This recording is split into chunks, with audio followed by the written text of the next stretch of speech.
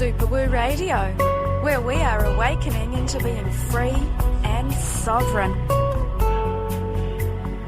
It's a place where minds hurt and hearts sing as we break through the barriers that have been holding us back. Be prepared to have belief systems confronted as we take the journey of the truth seeker for answers to life's biggest questions. Remember, truth is stranger than fiction, so come along for an awareness-expanding experience with George and his amazing guest. Here on Super Woo Radio.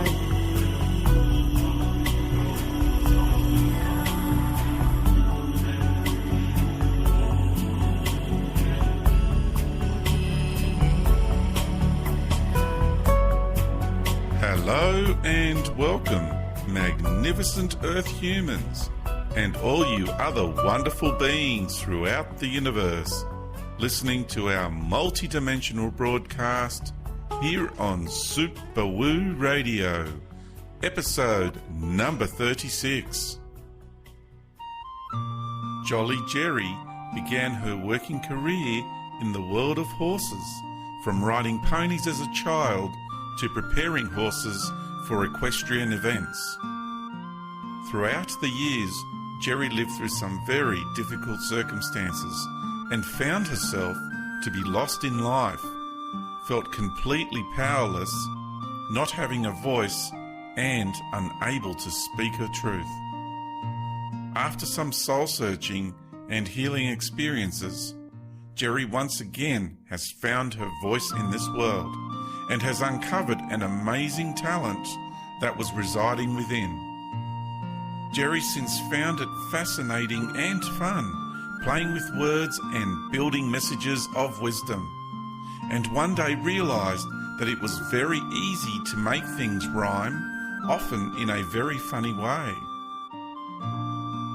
After a while, friends asked Geri to write poems for their weddings and birthdays and proceeded to successfully create and recite poems for their special events, as well as creating poems for them to read to their friends at weddings and birthdays.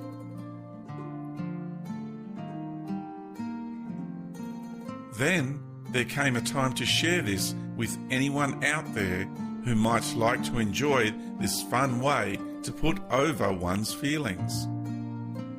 Consequently, poems were created, and hence Poems by Jones was born. Jolly D, welcome to Super Woo Radio.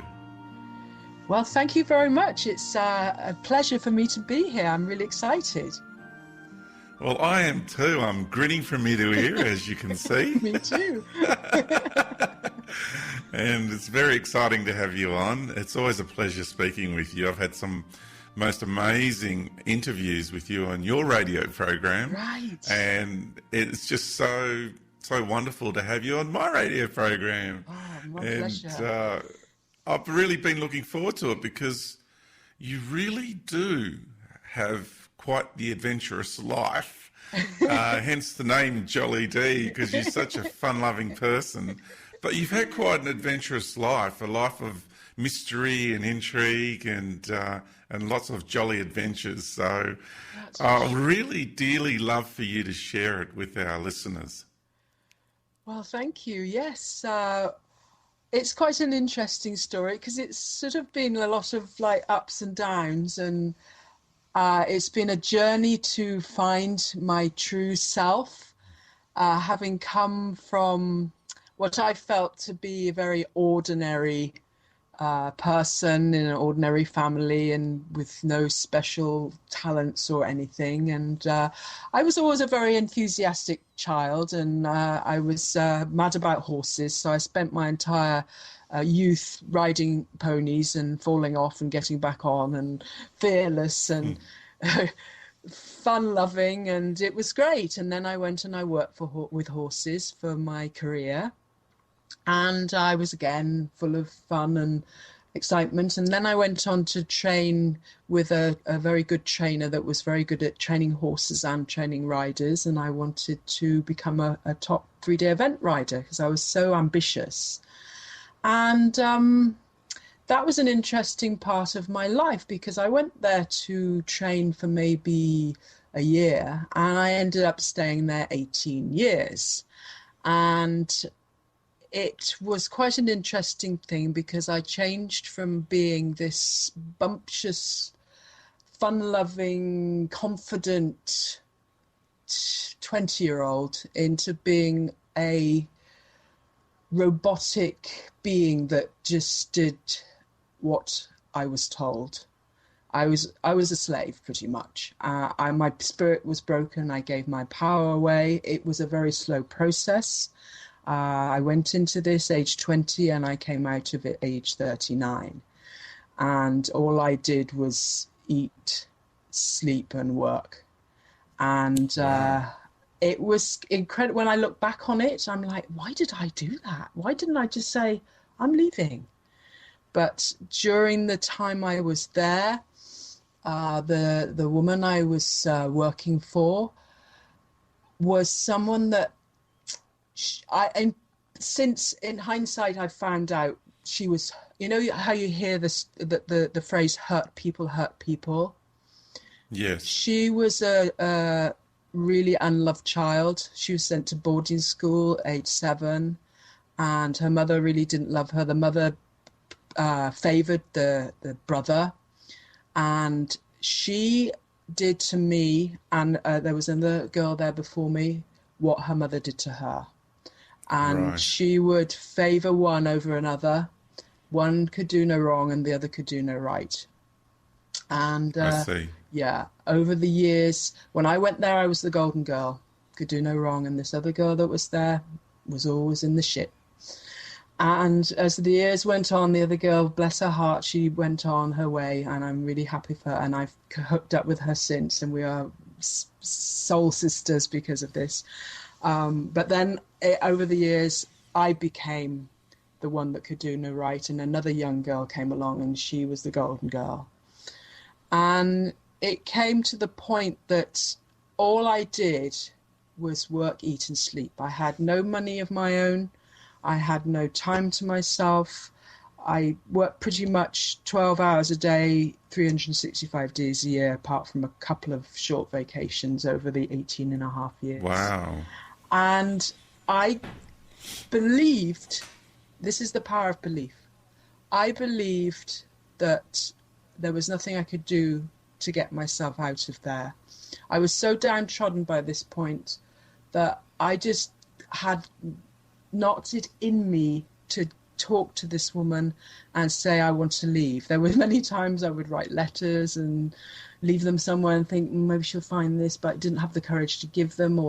And I knew that from the way I've been since a young girl, I always had a problem speaking to anyone about what I want. To the extent when I was about 14 and at school, I wanted to give up some subjects at school. And I was told, that's fine, but you need to go and talk to the headmistress. And I went to the headmistress and I couldn't speak one word. I was blubbering so much with just... I've put it down to the feeling of unworthiness, that I wasn't worthy to ask for what I want. So I knew I had this... Wow. Do you know how many people have that going on? Mm-hmm. Yeah. Even people later on in life still got it going on.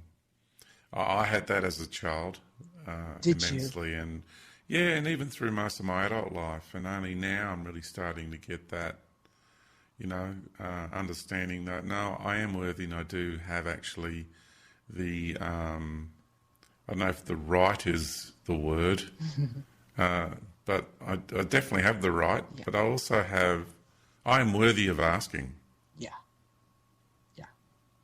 And I think for me, it was so deeply ingrained. I knew that if I was to confront this woman and say, listen, I can't stay here anymore, I want to leave, that I would start crying and blubbering. And I don't like to be able to have to speak to someone when I cannot express myself the way I want to. And when I'm in that environment, all of my self-expression is just gone because I get the big lump in the throat. Well, that's interesting because that phase of your life basically was in if you take a look at that, just that chunk, that phase of your life, it's what most people actually experience on a regular basis working in the workplace. Because they're in dead-end jobs, they're working jobs they don't want to be working in. You know, they lose their self-esteem, their sense of self-worth, and they're just that, you know, mouse on the treadwheel, the cog in the machine, so to speak. And it just really diminishes our humanity, doesn't it? Yes, exactly. And you just lose every part of who you really are. And it got to the extent I didn't even know who I was. And I'll go into that when I get to the point where I actually got out of there. But so it got to the point that I started to recognize I couldn't please this woman. I've always been someone that will do my best to please, because I'm a people pleaser as well, which is never really the best thing. But I'm very determined. I don't give up on things. But after like 18 years of this, I woke up one morning and I said to myself, why am I even alive? I might as well not be living as living this existence. I wasn't ready to slit my wrists or anything, but I just suddenly realized, I mean, what am I doing? I've got nothing. I had nothing. I had no friends. I barely spoke to my family. I didn't dare use the phone because, like, you know, money was tight and we wouldn't waste money. So I had to wait for them. They would call me once in a while. But my family are so amazing that they would come and visit me when we were in Ireland. My family were in England and I was in Ireland most of the time until the end. And they would come and visit and they'd be like, how do you live here? How do you live with this woman? It's terrible. I'd be like, oh, it's all right. Pretend. I'm fine. Yeah. And I didn't want them to worry. And so they're not an interfering type of family. Like a lot of them would be like, blah, blah, blah, blah. And they were like, okay, well, if you're happy, that's okay, you know. And I love them for this because they're not interfering. And we all get along really great, even though we don't see each other in years sometimes. But it just was something that I would always keep in touch with them, but I didn't talk to them very often. So I was just me and this woman bossing me around from one end of the day to the other. It was like, where have you been? What have you been doing? Hurry up, quick, hop, skip and jump. Stand on your flipping head, you know. It was just that, and I just did it all. And I was, and it was, you know, 6 a.m, 6 p.m, and then looking at horses at night as well. And there was a regime, you know. You did this, you get up, go and feed the horses, muck them out, come back in for breakfast, go out and work them all, shovel a bit more shit, do a bit more of this and that, do the other, come back in. We'd have this, and this. Then we'd eat dinner, and then we'd watch a movie. Then it was bedtime, and we had to do the horses. Then it was bedtime. Got to go to bed by 10 o'clock. Oh, it's 10:30. Must go to bed. Go to bed. Get up in the morning. Repeat. It was a routine. It was a regime. Yeah, it sounds like slavery to me. It was, and I didn't even realize it at the time, you know. But I fully believed there was no way out of there unless this woman died. I wasn't ready to kill her. Well, I kind of was, but I knew that wasn't a good idea. I had enough sanity left in me that was not a good idea. So I used to kind of wish that she'd go out shopping, and I'd think, you know, maybe, you know, she'd get into a car accident and she won't come in. I'd have all these sort of ideas. What will I do? And I knew that none of I didn't have money given to me. I was kept. So I was fed and I was clothed, but I had no money of my own. All the money was in her name. An incredibly disempowering construct, like the actual construct of your ecosystem, your personal environment there. The templates of that, the framework of that it was like a prison system pretty much, wasn't it? Because it was. Your whole scope of life was reduced to that routine, that relationship, that environment. Not much outside contact with anyone or anything beyond that environment. Yeah, and it was a farm, so we were in the middle of nowhere most of the time. And there was a really good excuse that I couldn't drive the car, cost too much for insurance, so it's better that we don't. I can go and I couldn't go and buy anything of my own. I just had to put things on a shopping list that I needed, like personal items. It was that to that extent. Eventually, this went over, like I say, 18 years. So we started in one part of Ireland, then we went to another part of Ireland. Then we went to America for a year, 1987. Then we went back to England. Couldn't find anything good there, so we went back to Ireland. Then we bought some property, and we made this farm into the most incredible horse show facility. And it was a great challenge. We did 20 acres was just fields, and it was made into this equestrian facility, and it was brilliant. And it was kind of, at least it was, satisfying. But, I did a lot of the work, and we achieved a lot, and we had a good name for horse shows and stuff. But again, my life was just, work, eat, sleep.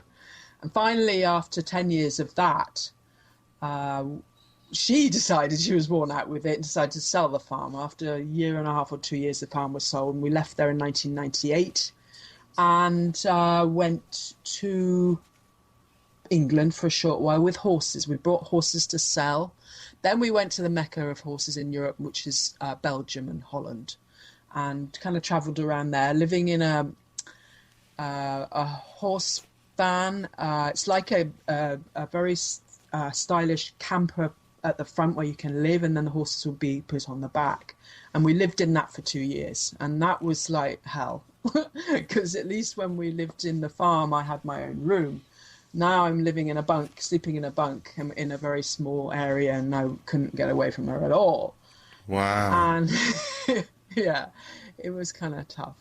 And we're living in a foreign country. I literally have no friends. I mean, I didn't even, when we were in Ireland, I wasn't allowed to talk to anyone else. Although I was allowed to do all the business. I did all the books. I did all the phone calls. I signed her name on the checks. I did everything that she couldn't or wouldn't do. But when we got to Holland and Belgium, it just got to the point, I just can't take this anymore. I can't do it. Why am I even alive? So I finally realised that I would have to do something. Otherwise, I was stuck here for the rest of my life. And at this point, I was 38. Wow. Early 2000. And I said to myself, you know what? I'm going to have to talk to her. So it took me like 2 weeks to pluck up the courage to say anything. And the whole thing was as horrible as I imagined it would be, but at least I said it. I was crying and blubbering. She was crying and blubbering. But during the conversation, she said to me, well, if you want to go, then go. And I'm like, and I said, well, I might have to think about that, And then it's like, oh, well, it's time, it's 10 o'clock, 10:30, we have to go to bed now, we can't stay up all night, for a really important thing. No, can't stay up. So I get in my bunk, right?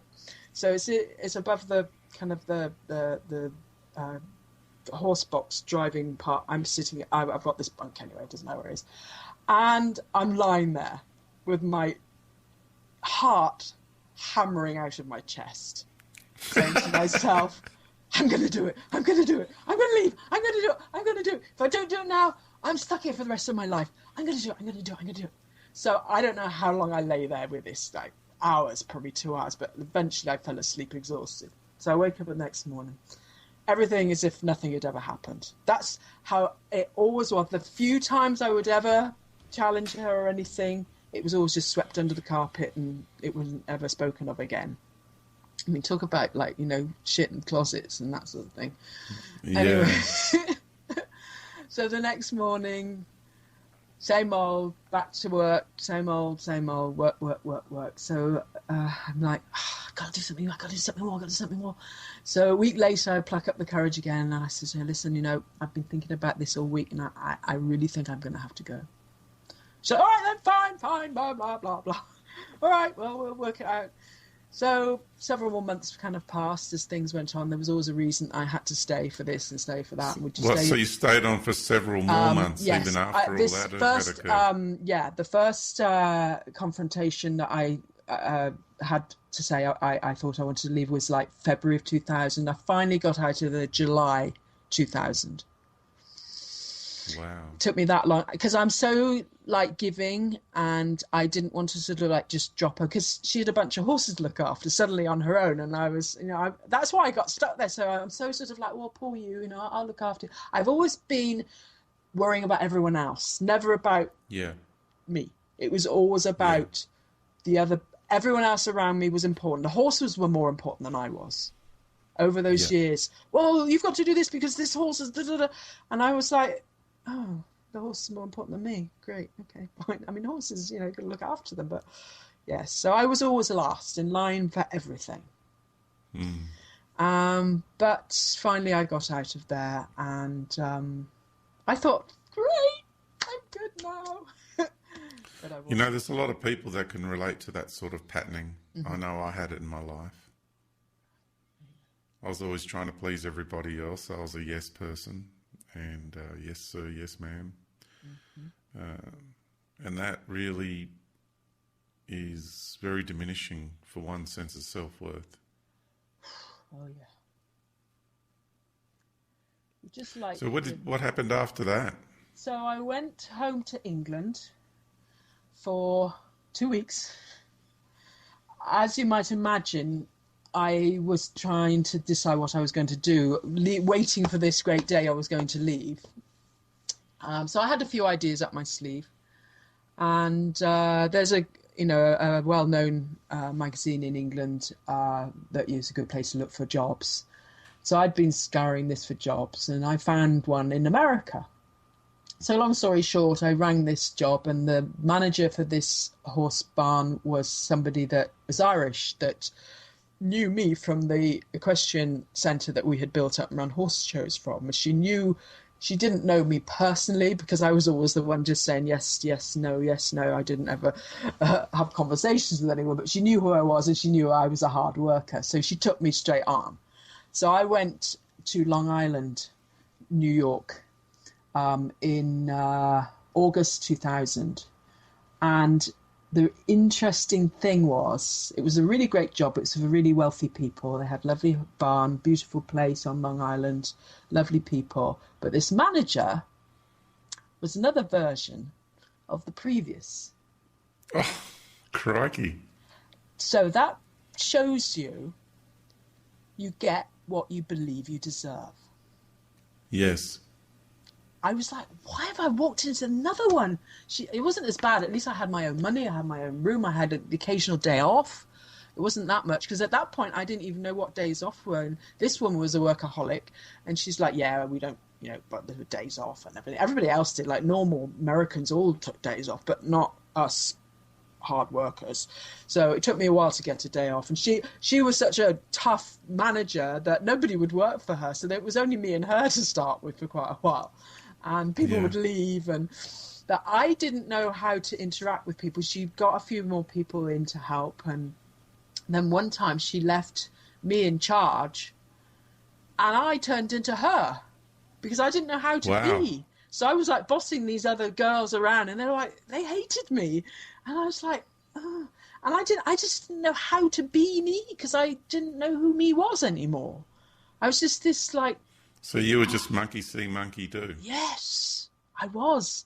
I upset them.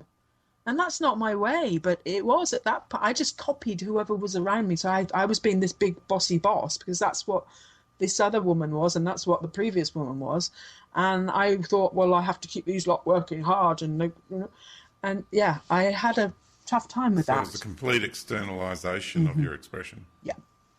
I just didn't know I didn't know who I was. I didn't. After 18 and a half years of like being told to hop, skip, run and jump and do this, do that, I didn't know what to do. I used to have dreams over the years about what I would buy if I went shopping on my own to the supermarket. And then when I went, I just bought all the same things because I didn't know what to buy. I didn't know what to get. I kind of bought a few things that I thought I'd like, but yeah, it was really weird. And what I've come to the conclusion is that life, I still question why it had to be so long. I mean, maybe I could have learned this in a couple of years, 3 or 4, but 18. But what I do realise is it showed me who I am not. I'm not somebody who needs to be dependent. I'm the most independent person you'll come across. I'm not somebody that needs to be told what to do. I'm not somebody that complies, but I did all of that. I did all of it. I just, everything that I'm not, that's who I was for all those years. I mean, I was a little bit myself for the first few years, but as the years went on, I got thumbed under.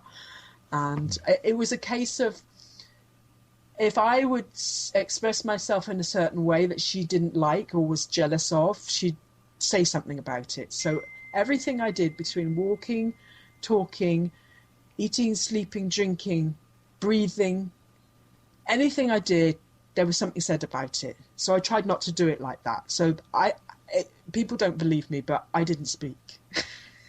People that know me now, I would just say yes, no, yes, no, that was it. Didn't speak. And when I first came to America, I hardly spoke, but I've healed that one. I hardly shout up now. Good and proper. Yeah, we can't shut you up half the time. Jolly Geri's just busting out of that body, I tell you. Flying high. So, yeah. So the next thing that had to be done, well, I thought I was fine now. I'm like, yeah, I'm free. I'm good. And even though I was having this bossy manager, I kind of handled it for the best part. For me, it was so much better than what it had been. At least I had my own money. I was allowed to use the farm truck, and any day I had a day off, I was gone. I'm such an adventurer. Anyone else is like, oh, I don't know where to go. I'm like, oh, I'll find somewhere to go. Gone. So at least I was able to do that and start to express a little bit. And I found a bicycle to borrow, and I went off bike riding and that sort of thing. And it was a great first year. And then after best part of a year, I started getting this kind of skin ulcers on my face, on my chin. First, it actually started at my nose. And it was really sore.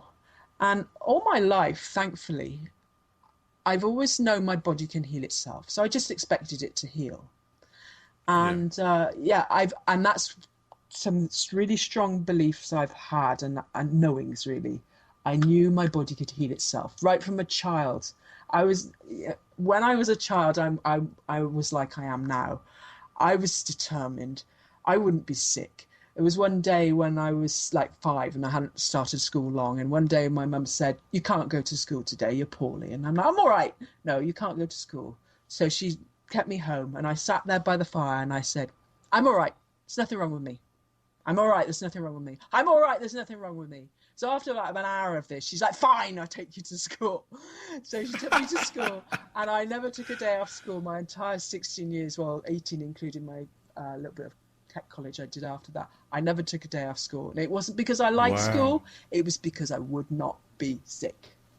And I would then have, I would have colds. So you're very stoic, are you? Oh, tough nut. Determined, stubborn. So that part of me was like, well, this shit it'll go, it'll be all right, in no time. But it just got worse and worse and worse. And I had these, they were almost like ulcers. They were really sore, really oozy, and there was always at least 3. And it looked horrible. I felt horrible. I just had to handle it. And I kept thinking, well, it'll go away. So, of course, I wouldn't go near a doctor. I don't do medical doctors. I don't believe in. I never have, except for the school stuff they made you have. So I kind of just kept thinking it would go away, and it wouldn't, and it didn't. So eventually, after probably a year or so of this, one morning I woke up, and it was as if someone had poured glue across my chin, that it was oozing so badly.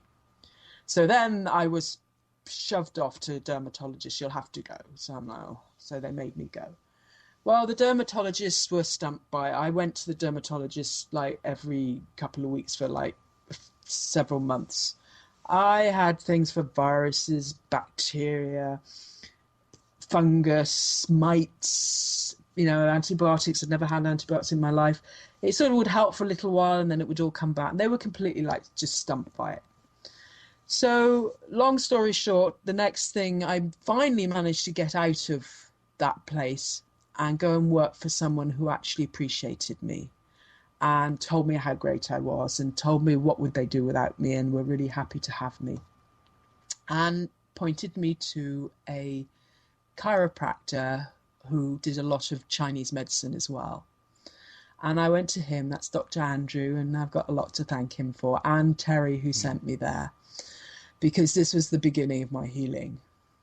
This was my beginning of what I call then the weird stuff. Because I was Woo. the woo, exactly. I was one of those who lived completely in the 3D world. All I saw was what I saw, and that's all I knew. I had started my life as being made to go to church, but I knew this God thing, it didn't wash with me, and I hated church, and I refused to go after the cut-off time, which was 16. And I knew there was something wrong with that. So I walked away from religion for all those years. I didn't believe in anything. I wasn't completely certain there was nothing out there, but I was like, I don't need anything anyway. So here was I, this, what do they call them, atheist. And I went to Dr. Andrew, and he helped me quite a bit. It kind of got better. Nutritionists as well helped me, but it never would go away completely. Then came the day that this lovely woman I was working for, Terry, said to me, I can't keep riding the horses. I was looking after 2 of her horses. She said, I can't keep riding. My hips hurt too much. I'm going to have to sell the horses. So my conscious mind was like, well, that's all right. At this point, she'd built up my confidence a little bit. I knew that I could get another job. I was good at what I did with horses. And consciously, I was like, it'll be okay. And she pointed me at a few people, and she said, as long as it takes you to get the job you want, you work for me. Even if we sell the horses, in other words, I'll still pay you and you still live in that apartment. So I was safe. But Wow, inside, nice. yes, there are nice people. And the first time in my life, this was for the first time in my adult life, I could go to work and have fun and do a good job all at once and really enjoy my work and my life. And I was happy, and people around me, and people to have a laugh with, and people to go for dinner with, and I was having a lovely time. So, but consciously I was like, yeah, it's okay, I'll find somewhere else. And there was somebody local that might have wanted me and whatever. But within a few days, bang, my face blew up. My lips were swollen. It started oozing again. So I happened to have an appointment with my nice Dr. Andrew, and I went to him, and he's like, well, has anything changed, for you? And I'm like, well, not really. I said, Terry's going to give up riding, but that's okay. And I could get another job. There's loads of people that want me. I'm okay about that.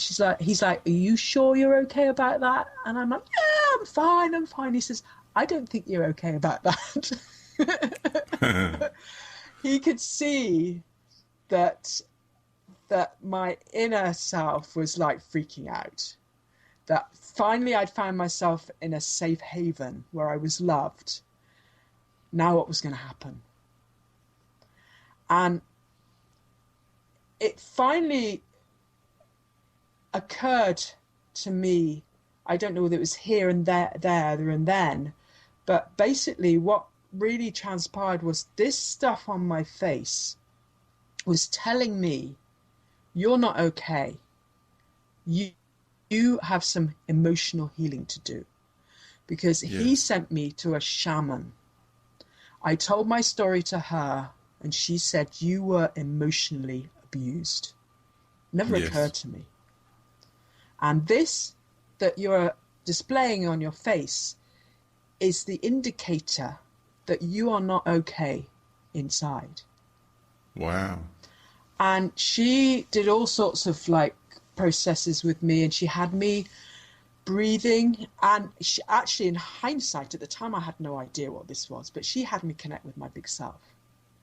She would make me do deep breaths and get sort of really relaxed, and then she'd ask me questions, and I'd be like, well, I don't know. And then I'd be like, blah, blah, blah, and I'd answer the question, and then she'd ask me another one, and I'd be like, ooh, and I'd be like, where's that all coming from? I don't know the answer to that. that was big self, son. I didn't have an idea what I was doing then. And I come home to I actually I got a new job by then where I actually am now. So this is back in 2004, 2005. And I just started work here. And the shaman actually helped me choose the job. And I knew I needed someone that treated me as an individual woman, not just another worker. And I turned down several jobs that were really good jobs, but I would have been just another number in that place. Here I walked into this place, and the lady I work for now, she walked into the place, and at this point I was just learning to look at people in the eye. I was still like looking away and frightened to look at anyone. But the shaman had taught me, she says, you must look people in the eye. And I'm like, okay. I looked this woman in the eye, and I was like, wow, that is genuine. If ever I saw it, this is genuine. Still makes me cry, because this woman has done so much. She knows, but she doesn't know how much. She helped me with my healing. This was a soul that was sent to me to help me with my healing. So I took the job, and I kept going back to the shaman, and I kept doing these various processes.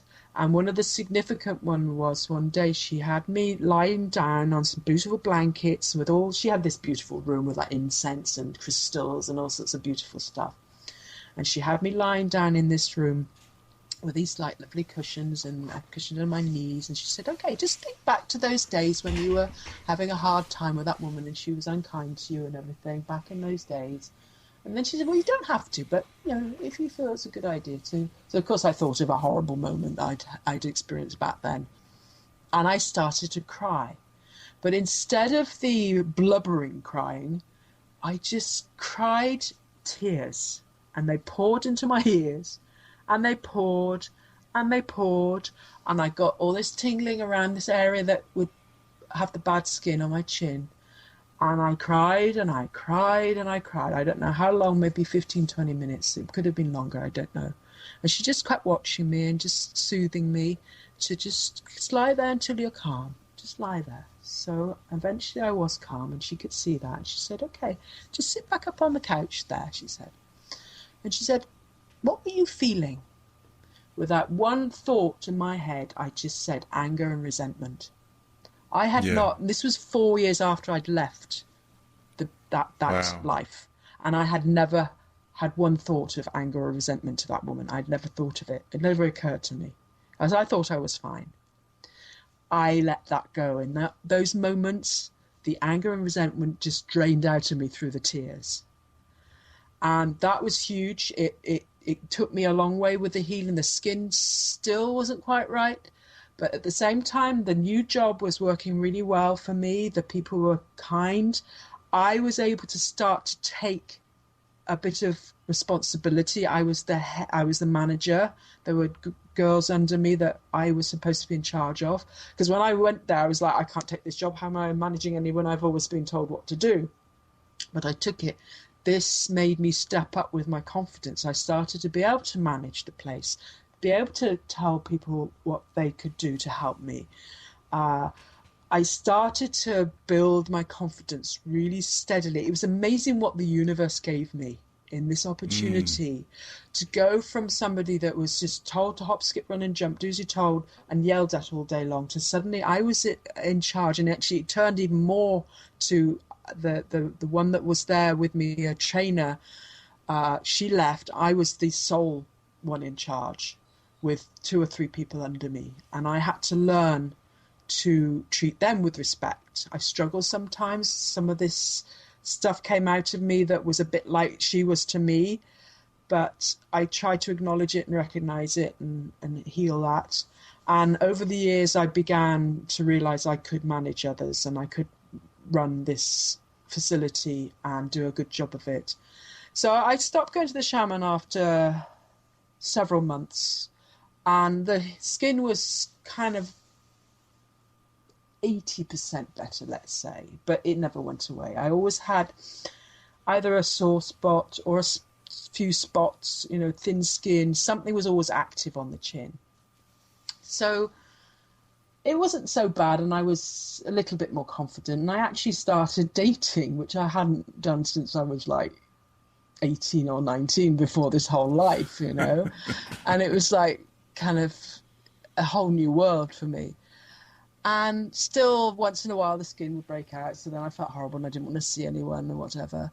So I went back to the shaman. I said, you know what? There's something left. There's another hurdle for me to get over. I need to find out what the last key is.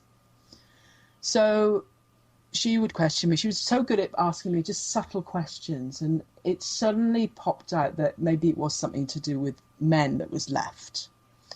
So we dug up some old stuff that was left and that needed to be kind of addressed, and a deep dirty secret came out from at one point in my life that had happened that I'd hidden away, and it's not really necessary to go into, but it was exposed, so that was addressed and acknowledged. Then I went away and I was doing various other processes. And I came across something that told me that forgiveness was a good thing. And I came across something called Ho'oponopono. And that's a healing model. You've heard of it? I love you. I'm sorry. Please forgive me. Thank you. Yes. So I started to do the chant, I love you, I'm sorry, please forgive me, thank you. And I did this little program I had about forgiveness. It was, you know, talking about how you have to write lists of people and, you know, say you forgive them, whatever. So I went back to the shaman. She had been moving, so I'd had a couple of weeks to do a bit of this on my own. And I went back to her and I said, listen, I've been doing this Ho'oponopono, and I've also done this sort of forgiveness thing. And so I feel a little bit better, but I still had I had about 3 or 4 spots on my chin. And she said, did you do the Ho'oponopono ceremony? And I'm like, well, I don't know. I said, I love you, I'm sorry, please forgive me, thank you. She said, no, there's a whole ceremony. I'm like, oh no, I didn't do that. So she goes rummaging through her stuff. She's like, here's the ceremony, we're going to do the ceremony. Well, we did this, we sat in a lovely environment again with, like, you know, candles, and we sat on little cushions on the floor, and we had little incense burning and all this, and we went through this, chanted this whole ceremony. We had to write a list of anyone and everyone we might want to forgive. So I wrote, you know, everyone's name, including all those people that I'd had terrible times with, including myself and whatever. And then we burned the lists and forgave and all the other chanting of it. And at the end of it, I was so joyous. I was crying, but I knew it was joyful crying with joy. It was a whole different feeling. I was like, wow, I feel so great. I feel so relieved. I feel amazing. And I got in my car, and it was an hour drive home. And this is incredible. After I'd been driving, I don't know, half an hour, I was suddenly like, wow, feeling my face. I'm like, wow, this feels calm. This face had not felt calm for 7 years. Wow. There was so always you could actually feel the tension in your face there. Yeah, it was always like sore or tight. The skin would go like really thin, like paper thin in certain areas. And at this point, I had at least 3 areas, which was either a spot, what you call like a zit, a spot, or like thin skin. It would be like really kind of wrinkly, thin pink skin. And my face always looked red. If you took a photograph of me, my face always came out red. And all the time it was what I described as active.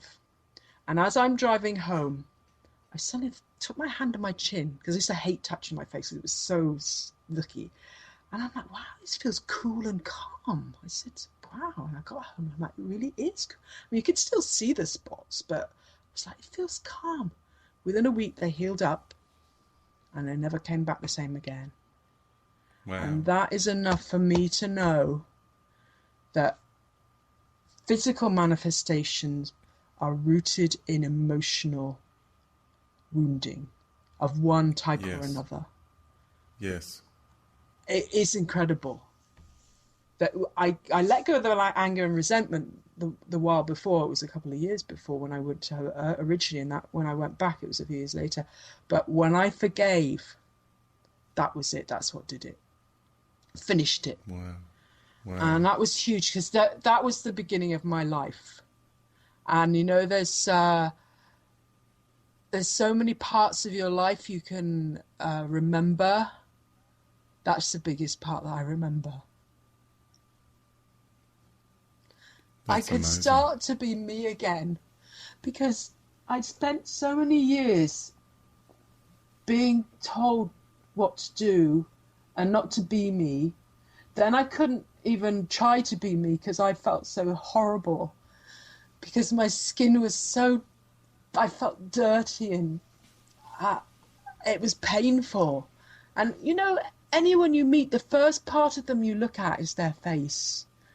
And Yes. people can say, "Oh, I didn't notice it," and they'd say, that's a lie. You notice it. I notice anyone that's got anything on their face. I notice it immediately. I suppose I'm more sensitive to it. But when my face healed up, I could start looking people in the eye. I could start being me. I could start expressing myself as who I really am. And then I started to find this talent I had. It popped up. It actually popped up a bit before, but I didn't recognize it. But I can write rhyming poetry. And it started with And you can do it very, very well indeed. It turns out, yes, I can, and I can even acknowledge that now, which I never could acknowledge that I was any good at anything. And when I could acknowledge that, it was like, okay, I am worth something. I can do something that's not just ordinary. And I started writing poems for just friends, for birthdays and births and weddings and whatever. And I called it Poems by Jones, because that rhymed with the name I was using in those days. And And can you just explain that? It's not poems. yes, it's poems. Poems. I decided it was different. All my poems come out in the same format. They're 4 lines of first 2 lines rhyme, second 2 lines rhyme. First 2 lines rhyme, second 2 lines rhyme. They're all pretty much the same format. They have that rhythm, and that's how they always are. So I'm like, you know what? They don't need to be poems. They can be poems. So it's Poems by Jones. And so I put it out there. Anybody that wants a personalised poem written, I can do it. And I can. It's incredible. You just need to write down what you want to write to your loved one, whoever it is, or somebody you want to thank them for something. Just say what you want to say. Just write it any old way. And I just twiddle it around and it'll come out rhyming. And I can do it like really fast. It's like amazing. So that was like fun. And it was a realization that I could do something that maybe other people couldn't do. So that was really cool. Yes. And I love the poem you wrote for me. oh yes, that's right, exactly. I just looked at your When bio. I came on One Point of View, and you just looked at my bio, Yeah, and you wrote the most amazing poem for me. I've got that on my website for anyone who's interested to read it. I think it's brilliant. Yeah, thanks. Thank It was you, Geri. fun to write that, you know, and that's an example, actually. Anybody look at George's bio on his website, then look at the poem. And that's all I need. Write your bio, write what your message. That's how you write it. I use your words as best I can. I fit as many of them in as I can. I might make a few up to rhyme with something, but for the most part, you get what you wrote just in a rhyming form. And I can sometimes do it in literally minutes. It's incredible. So, Well, while we're on the subject of poems, do you have a poem you'd like to share with us? I sure do. I've got lots. I've got one particular one I always like to share because it was one that really popped out of nowhere. And this is, I'm going to talk a little bit more later about how I've managed to connect with my big self. And I mentioned it when I was doing the sessions with the shaman. I didn't know that's what I was doing then. And when I started writing the poems, I didn't know that's what I was doing then either. But one day, a picture was posted and on a Facebook page, and this poster said, "This is my home. This is Lake Michigan. I love this place." And it was literally just the shoreline. There was a lovely little bit of sand and some little footprints going into the water. And it was a really cute picture. And someone else said, "Oh, Geri, I see a poem coming on here," because I'd already started sharing poems. So I'm like, okay, fine. So I just wrote footprints down. And the next thing I know, this beautiful poem had arrived. And at the time, I'm like, oh, this is really lovely. But later I realized this message was for me. And now where I have gone with my journey, I really see, wow, this was a message for me. And now it's a message for humanity. So this is how it goes. See the light. Hang on. This is a message for me. Now this is a message for humanity. Yes, exactly. There's a bit of rhythm there and rhymes right there. Certainly is. It certainly is. So, footprints. See the light that guides your star. Let it show you who you are. See the light that shines so bright. This light shines daily and at night. Ask your guides what you can do to help humanity start anew. Watch for footprints to guide you there. If it feels risky, do you dare? Now starts a new age, it's time for change. It might seem scary and somewhat strange. Do not falter, walk brave and bold. It's time for the new, out with the old. Hold your head up, stand way tall, assert that you are able for it all. There is only abundance, love and peace, and all negativity you will release. Wow. So that was me. You know, do not falter. You know, if it might seem scary and somewhat strange, you know, do you dare? And I didn't for a long time dare to change, to step out of the box. I was in the box well and truly. I was, you know, always compliant to all the rules and regulations of the world, the society and the system that has taken over and been imposed on planet Earth. But when you hear the rest of where I've ended up going, that was really significant. It was for me. Incredibly significant for you, and really anybody who's listening to this right now. How incredibly significant is it for all of us in all of our lives right now? Mm-hmm. Yeah. What a powerful message. Isn't it? And I was like shocked because I'm like, where did that come from? Because this was kind of relative. This was before my book. No, it wasn't. It was after my book, because that's why it's not in my book.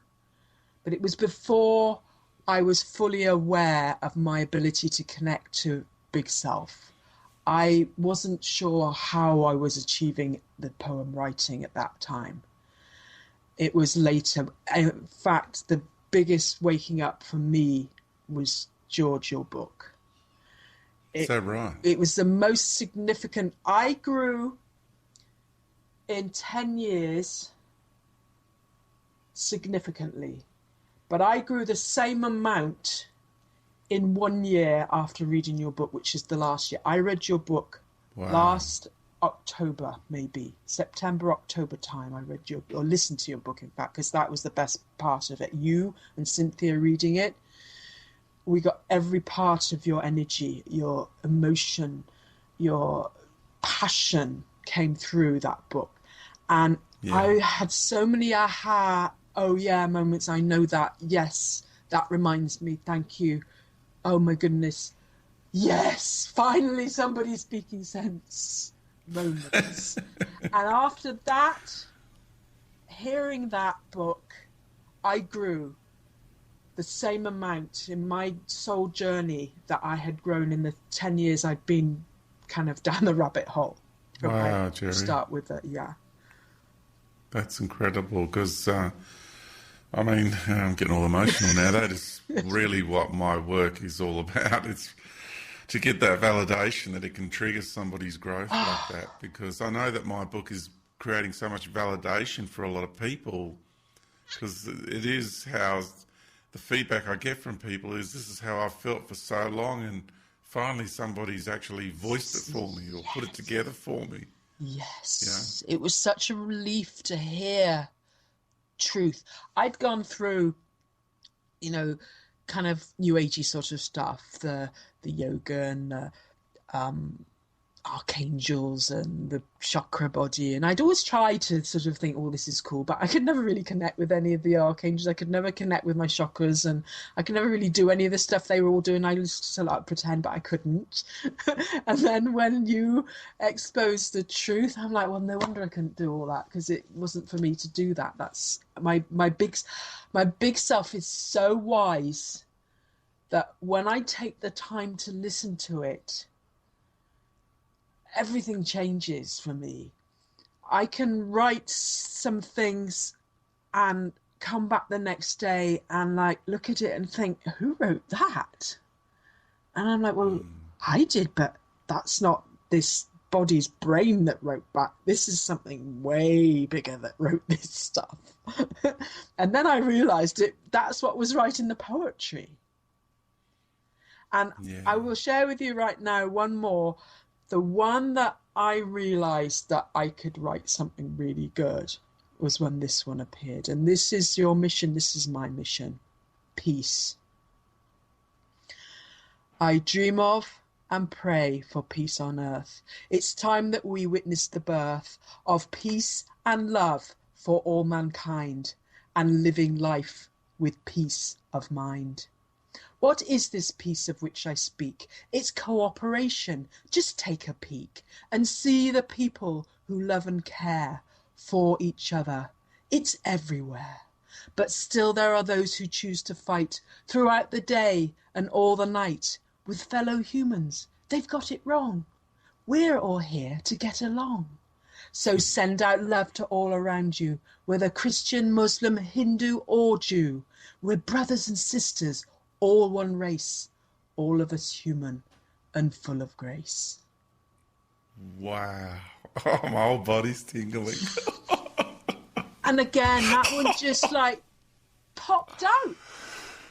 Oh, At that time, that was way before the other one, and I was like, wow, how did I do that? Yeah. You know? And what I want to tell anyone that's listening to this that doesn't think they're anything special, you are. Because I was this nothing and this nobody, and this appeared out of nowhere because it was my time to share it. I discovered it and I allowed it to flow. Everyone has a talent. Everyone has one. It's just a case of allowing it to come into your experience and then share it. Wow. That's just so brilliant. So incredibly brilliant. You are shining your authenticity and being your genuine, authentic self. And it takes courage to do that. A lot of people haven't got the courage to be who they truly are. Okay, we will pause it right there and take a quick break. Please stay with us as we will return shortly for more of this most intriguing and informative conversation.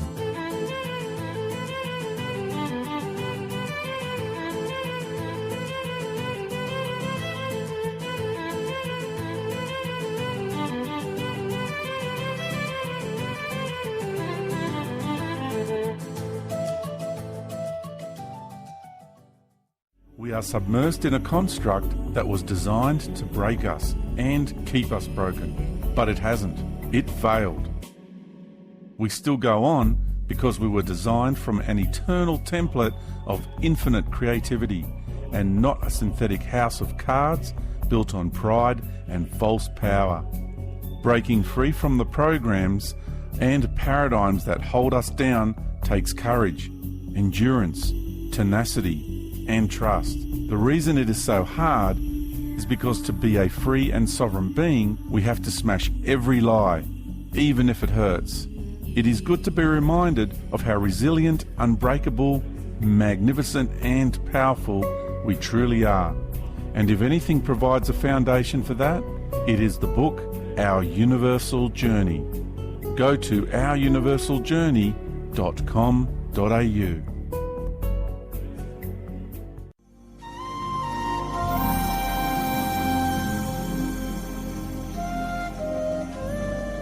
The The views and opinions expressed by guests on Superwoo Radio are not necessarily the views and opinions held by me, the host, George Kavasilis, and Superwoo Radio. In today's world, it is crucial to exercise discernment, but it is also just as important to seek common ground and share in the perspectives that unite us.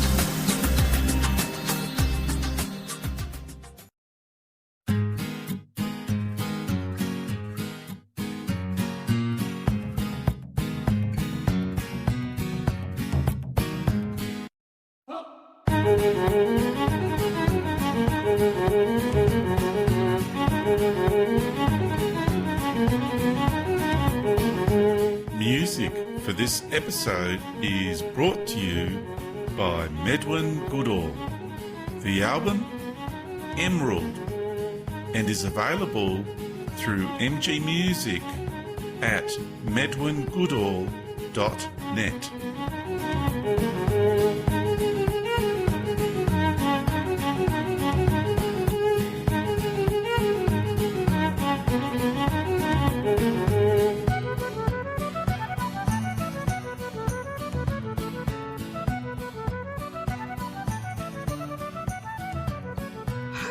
Do that, you know. And what I want to tell anyone that's listening to this that doesn't think they're anything special, you are, because I was this nothing and this nobody, and this appeared out of nowhere because it was my time to share it. I discovered it and I allowed it to flow. Everyone has a talent. Everyone has one. It's just a case of allowing it to come into your experience and then share it. Yes. That's just so brilliant. So incredibly brilliant. You are shining your authenticity and being your genuine, authentic self. And it takes courage to do that. A lot of people haven't got the courage to be who they truly are. Yeah. And it took me time to recognize that it's okay for me to express myself as me after spending all those years as just expressing myself as how somebody else wanted me to be. And it took time. You were living the will of another. You weren't being your authentic nature. I gave my power away. I gave it all. And talk about feeling your power when you take it back. And, you know, this happens to me all the time when I'm talking. I'm like, I've got a poem about this. This one is for everyone who is lacking self-confidence. All you have to do is just shout it out. I wrote this for a beautiful friend of mine who was having a hard time with her partner. He was dominating her. She was feeling downtrodden and weak. And I said, I'm going to write something for you. And it started with the first verse, and then it just carried on. And I called it, I Feel It. I feel it, I know it, and all can see. There is no woman stronger than me. I speak my truth. I'm in my power. I feel it every minute of every hour. I feel it every hour of every day. I feel it strongly in every way. I feel it each day and all week long. I feel in my power, and oh so strong. I feel it in every week, and for myself I always speak. I do it each week of every month, because I have so much powerful strength. I feel it each month of every year. There is not one single thing to fear. I feel it all year and forevermore. And upon this strength I can always draw. Oh, yes. Brilliant. That's the downtrodden. Just pound it out. When you've got to go for a meeting with someone, you're like, I don't know if I can say what I want to say. That was me. Can't speak my truth. I can. I speak my truth. That was one thing. And I must add that, you've had a lot of experiences of late which have forced you in a way to walk your talk.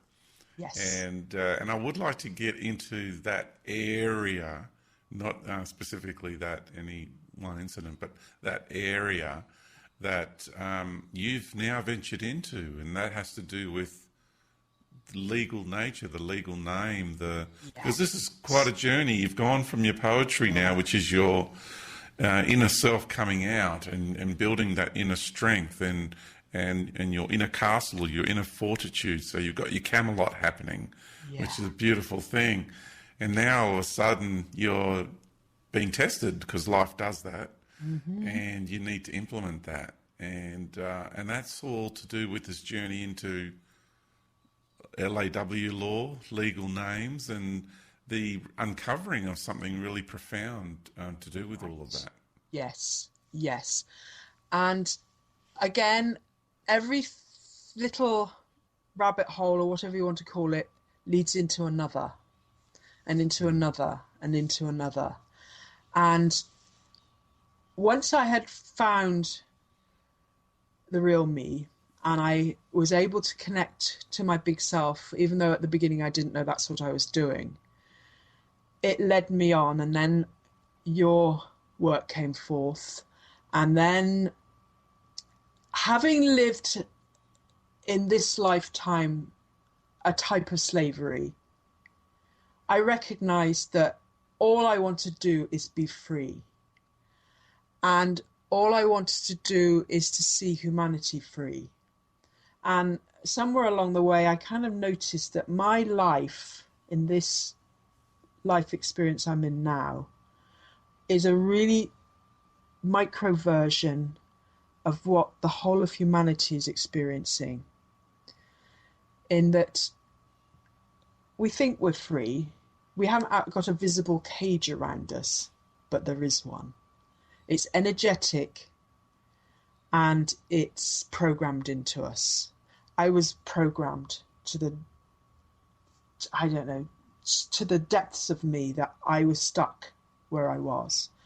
Humanity, you look at them all, they say, well, that's the system, nothing we can do about it, we're stuck in it, and that's that. Well, so many things led me down so many paths, and I learned about various things that are going on with people trying to get our freedom back. Your work recognizes that we are humans of Earth. We belong here. This is our mother planet. The only law is universal law, natural law, the law that says do no harm. But then you look around, but there's millions of laws. I'm never going to harm anyone, but I'm not allowed to do this, I'm not allowed to do that, and I have to get a license for this, and I get a license for that, I have to get permission for this, permission for that. And I start to really think, wow, yeah, that's not right. So I guess I went down many kind of different directions, common law and legal remedies and these free man on the land and this and that. And it always looked really brilliant, and I kind of went that way. And for me, the only way I would ever have any connection with the law is through traveling in a motor vehicle. I was always getting speeding tickets. I love going fast. And I got away with quite a few of them. But then if I got tickets, I would just pay, because I had a fear. Terrified, first of all, even like when I was pulled over, I'd be terrified of the police officer. My hands would be sweating and my heart would be rhyming out my chest. And I'd be like, oh, I'm frightened, I did something bad. And so I would just pay. I'd never go near a court. I was too terrified to even think about that. So that went on. And then a few things went on, like the movement OPPT, and they claim to have shut down all the governments and corporations and everything. And we're all sort of rebelling, and I'm like, oh, I need to do something. So I rebelled against a ticket, and I didn't pay it, and I said I'm not going to court either, and whatever. And they finally suspended the said license that we're supposedly supposed to have. But I was kind of realizing at this point, we don't have to have all this stuff. This is our home planet. This is Mother Earth. We are humanity. We're supposed to be able to travel around here without all these flipping licenses and stuff. So the story's long, but finally I came to various people who were talking about the legal name. And a lot of people were going the route with using only the given name. And you've had Kurt Kallenbach on your show, and Yes. I've got a lot of love and respect for him. And I actually And I have to express my gratitude there, because you're the one who actually put us in touch with right, one another. because I'd listened to your book, I'd spoken to you, then I was listening to Kurt, and I was like, right, Kurt is doing in the physical what you're doing out there in the energetic field. And I really actually wanted him to learn what you're doing more than you to learn what he's doing, although it was good that you could learn each other. Symbiotic, yeah, Yeah, absolutely. because for me, you were doing the same thing on different dimensions. Yes. And I felt the two of you get together, what powerful work that is. And it was brilliant. And that show, he gave the best explanation of what he does on your show that I've ever heard. It was Wow. The two of you were so on par, on balance.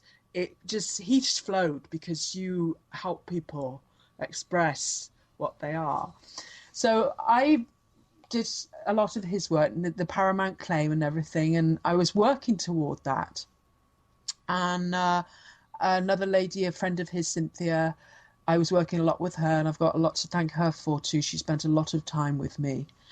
And meanwhile, there's another group and another beautiful being known as Kate of Gaia, and she has very much put out that the legal name is the one thing that's enslaving humanity.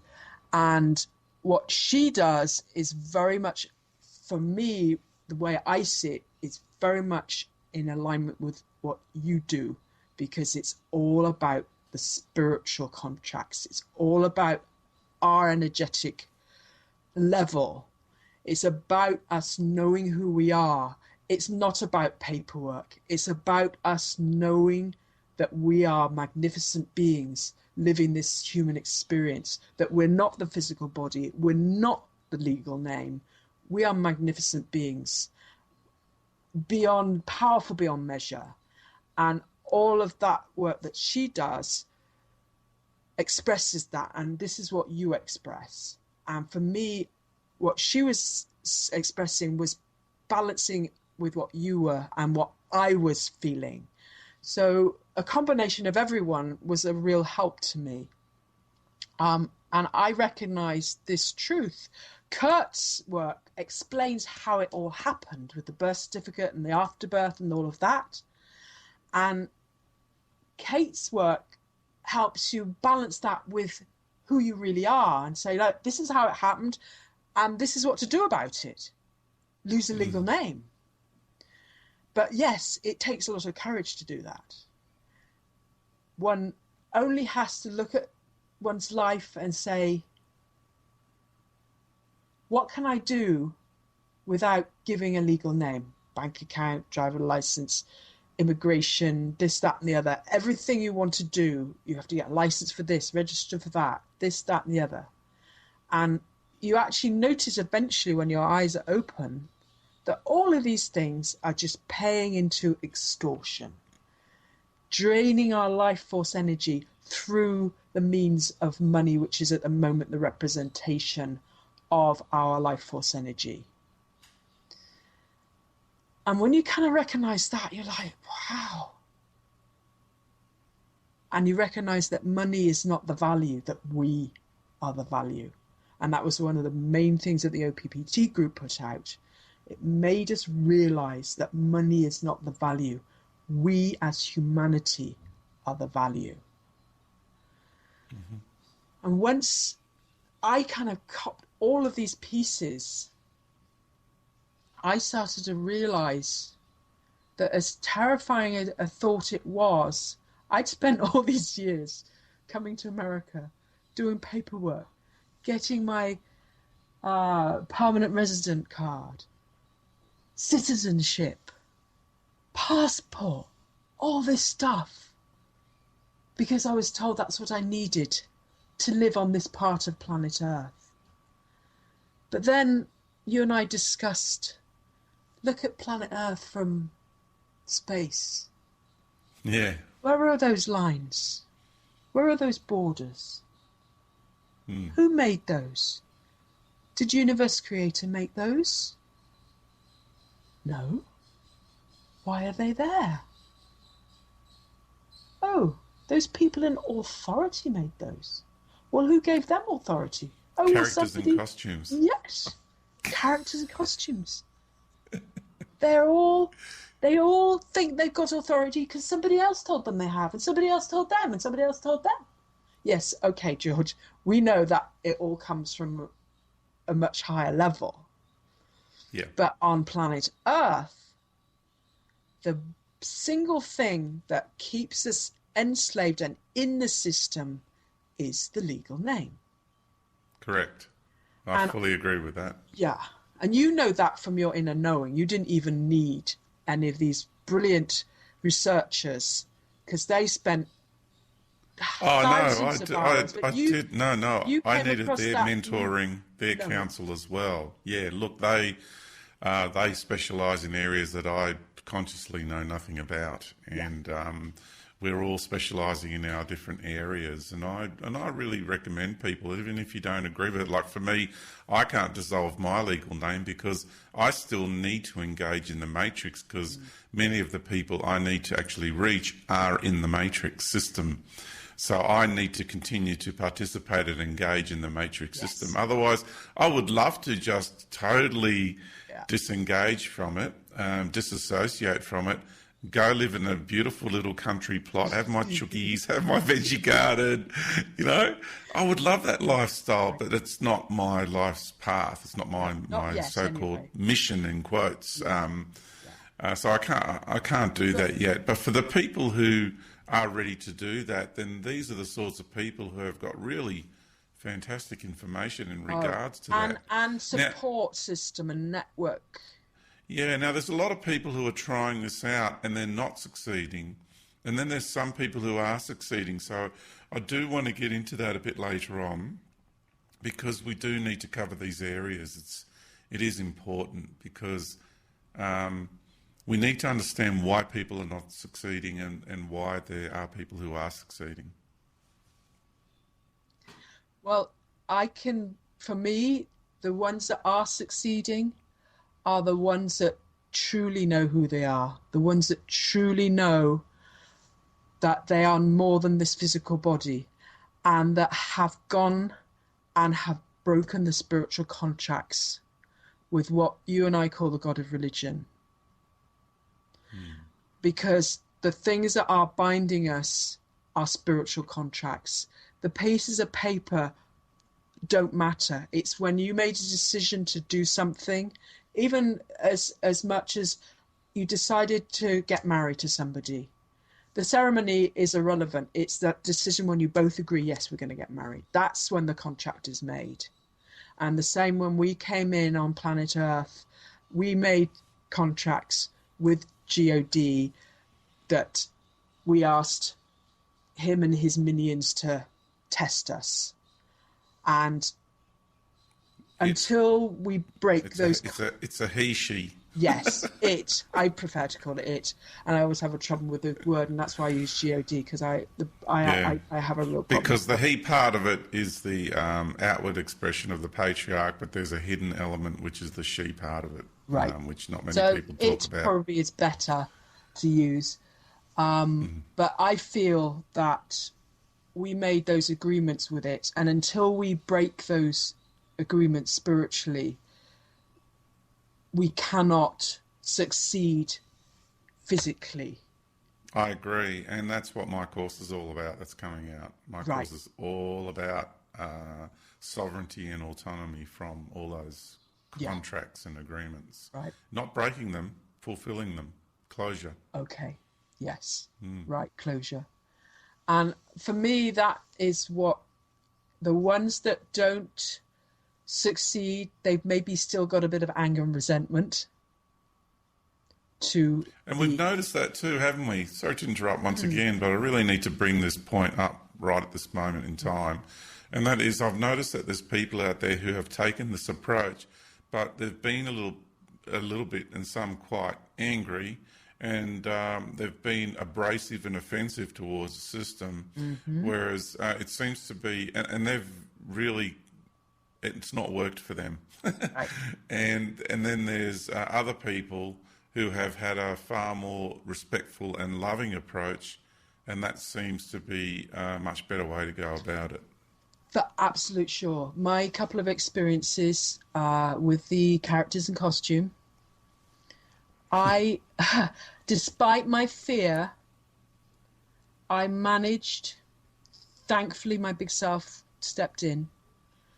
I managed to calm myself. The first time the old heart was still jamming pretty hard, but I didn't show it. Big self stepped in and acted in grace. Yes. And respected them and what they had to do, but asserted that this being had to make not to comply, and when I was being asked all the questions and I refused to give a name, they were like, look, you can get out of here much quicker if you give a name and all of that. And I was like, I'm really sorry, but I can't.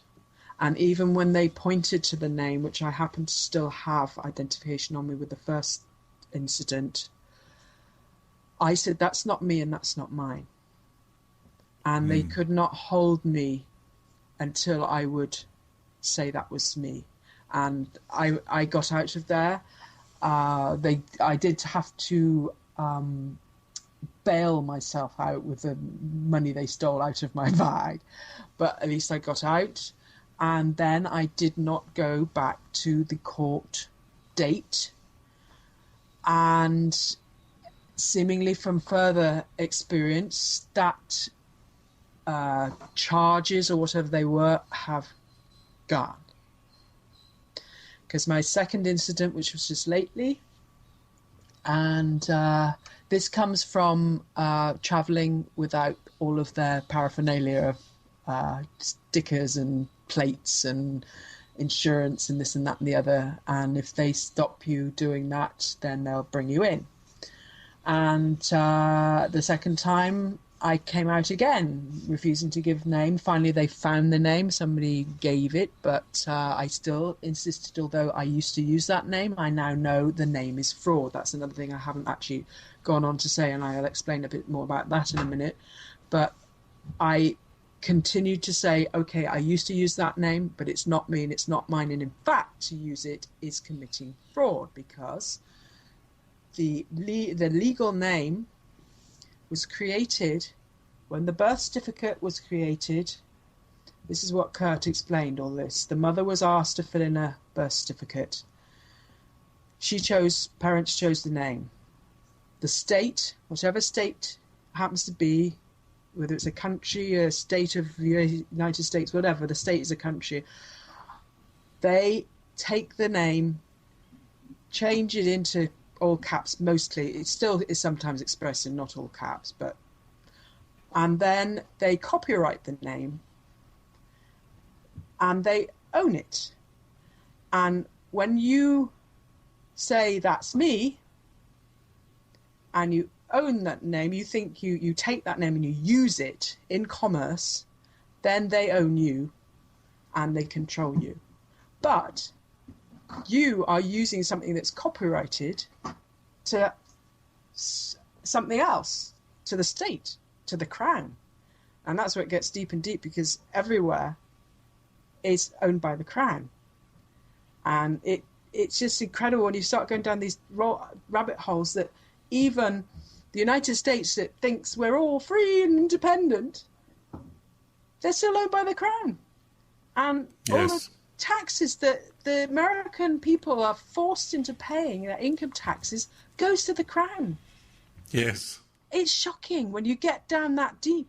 So then you and I using this legal name, it's actually fraud to use it because it's owned by the state and owned by the crown. So I have stated that, and again, I was let go with, well, they had to let me go. Let's put it that way. I wasn't let go. You weren't they let had go. To let me go. Yeah. Because, yes, exactly. I had to correct myself there. They had to let me go because I was No, not they used didn't have to let you go. You enabled yourself Yes, thank you. to be released from their fraudulent system. Yes, yeah, because I stood in truth and I spoke truth, and they know that. The judges all know this. All the attorneys have sworn oaths to the crown, and they are not like citizens of United States or Australia or whatever country. They are citizens of the City of London, the square mile. And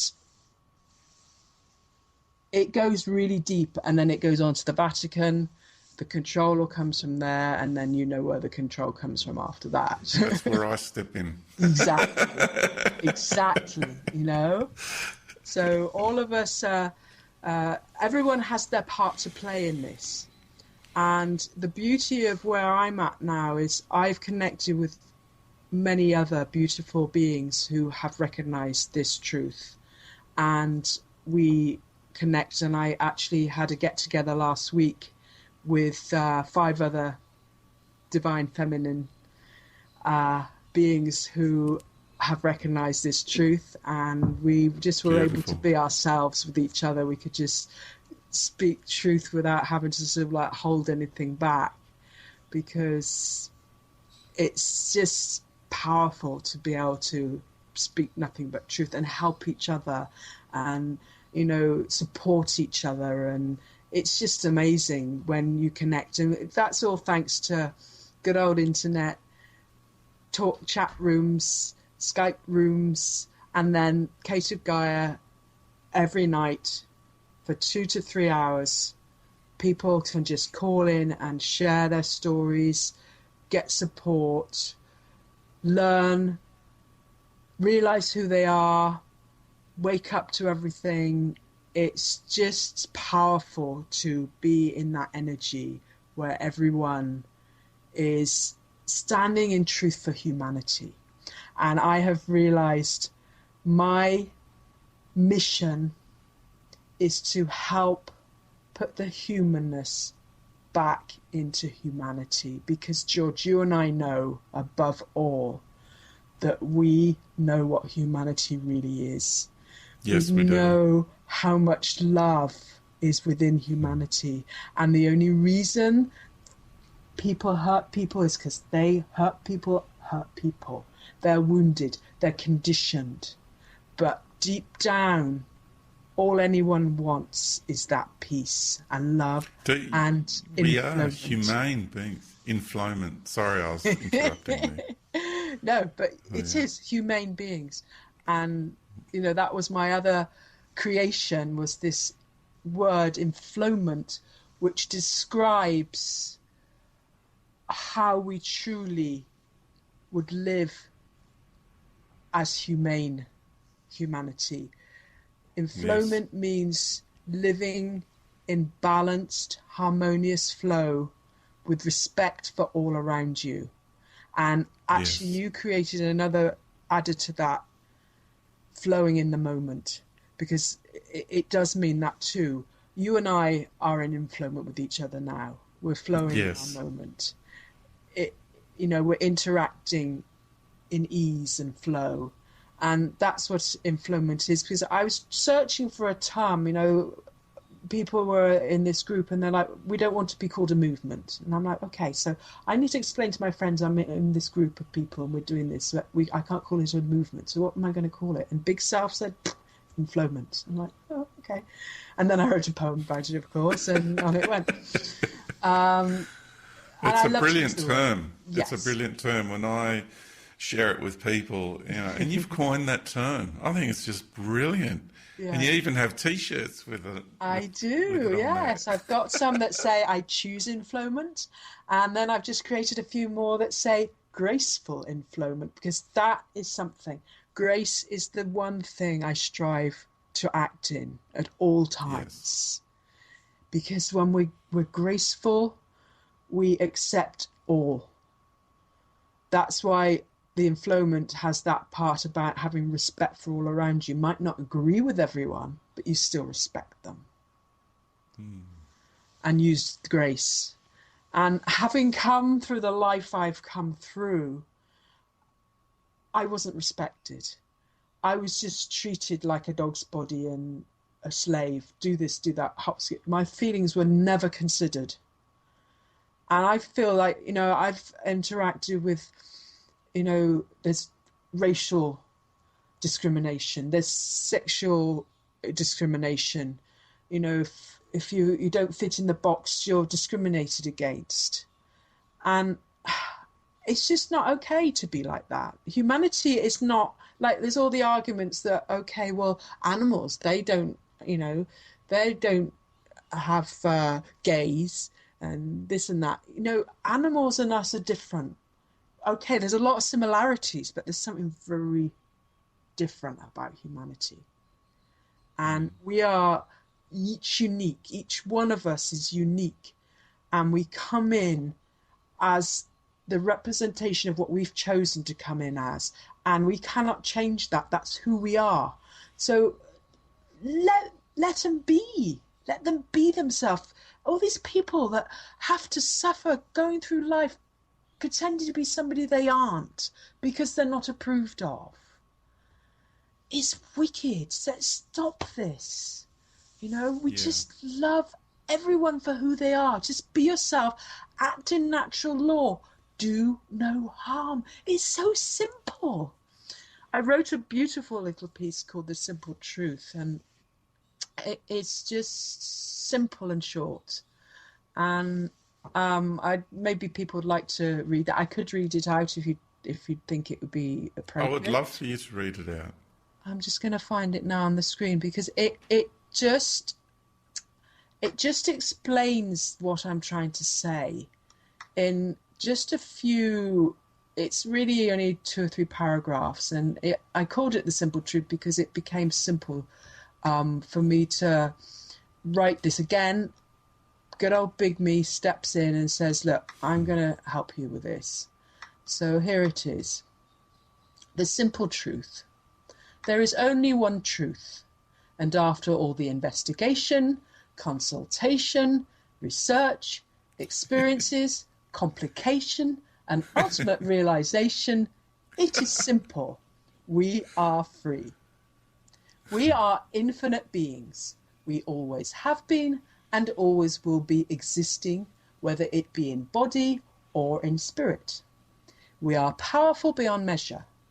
When in body, we forget this until we wake up and reconnect with our all-powerful, immortal big self. Once we know this, anything is possible.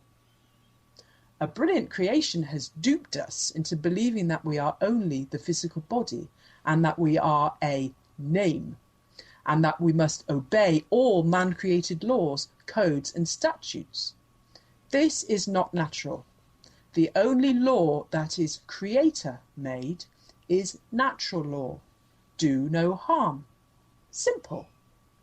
Created at birth, a system has been holding us in slavery, whereby we must obey these man-created rules. But it is a fraud and a lie. It is only the legal name person that can be ruled, and we have been duped into believing that we are the legal name person, and when we answer to it, then the laws, codes, and statutes apply. When we stand in truth, knowing that we are powerful beyond measure, and that we do not need to use a name, nor do we need to carry any documents, cards, etc. showing a name, then we are truly free, just as we came here to be in the first place. Fear has been used as a control tool to keep us obedient and compliant. When we step out of fear and move into truth and love and act with respect and grace, then we can move into our perfect inflowment. We can live in balanced, harmonious flow with grace and with respect for all around us. This is our natural way of being.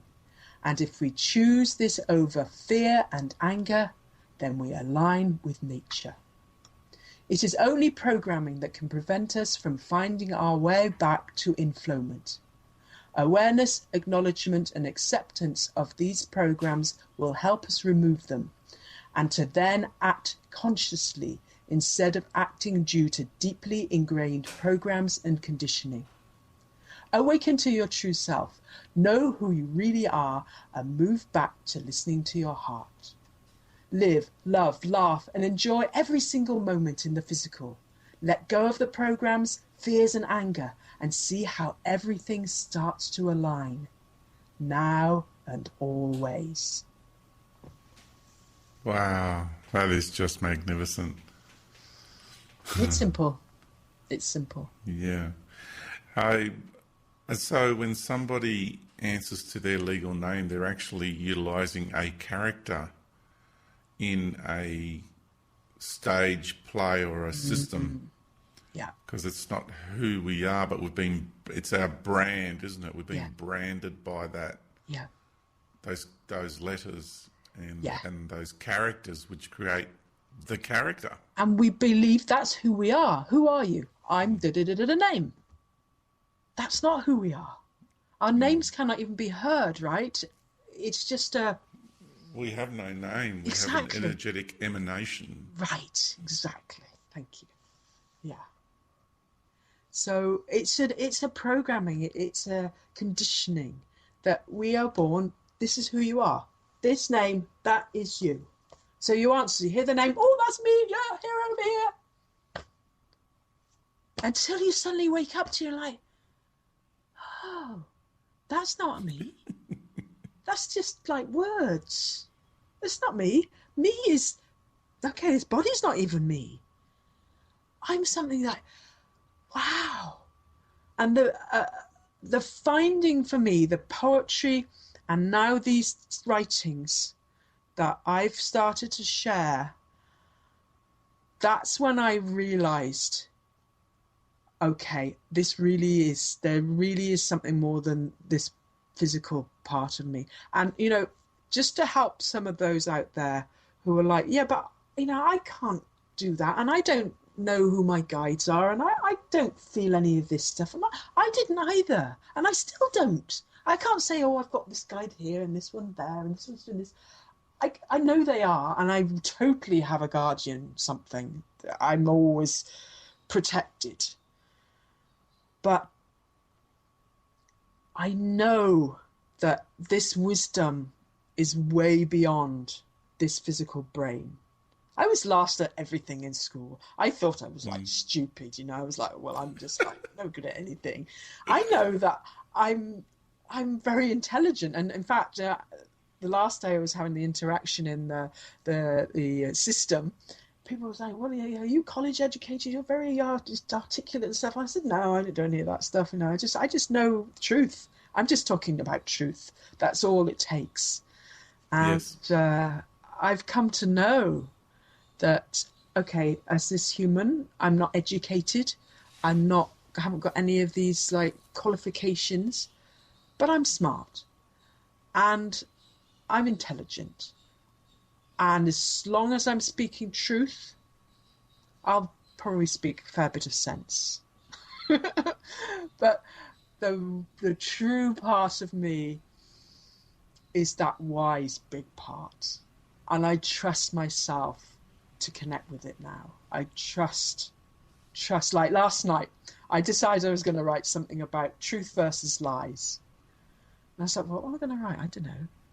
And then I just wait for these words to come. And these words started coming. I'm like, I don't want to write that word, but it kept saying, write it, write it, write it. I'm like, do I have to? Yes, write it. So I wrote it. And then it worked out perfectly. It was about lies being putrid. And I was like, I don't like that word. And, and then it ended up like making complete sense. Because I actually looked up what putrid meant, and it was like, yeah, rotting inside you, and it gets stinky. Yeah. So I trust it now. And it comes out as sense every time. It's incredible. Wow. So And it's interesting because I once had an interaction. I was up in the Flinders Ranges and I was just sitting down having a rest in the shade under a tree. and this elderly couple came up, and and we just got talking, and then I said, did you know that the Australian Aborigines are one of the most advanced races on the planet? And he looked at me with this shocked horror expression, and he said, I'm a professor of university, this, that, and that, and I've got this degree, and I studied it. How dare you make a statement like that, blah, blah, blah. I just sat there looking at him, and I thought, whoa. They definitely pushed the right button there, and it was like, if you're so intellectual and so smart and so clever, how is it you know so very little about life? It's incredible. Conditioning. Because I was also expressing, some of my viewpoints on, the mineral kingdom out there, and the tree kingdoms, and how these are all living beings, and he was just totally, what the fuck are you talking about, sort of thing. You're insane. You're just some sort of wacko, so. My reply to that is, you might be really smart, clever, all these little letters after your name, but how is it you know so very little about life? The mind is closed. It's just in the conditioned part. It's in that system. In the system. They teach them what they want them to know, and anyone that steps out... It's very robotic, isn't it? Sadly so. Anything in the system, if it doesn't fit in the box and in the rules, they can't do it. There's no leeway. It's just robotic. It's the humanity is lost in those beings that are in those positions.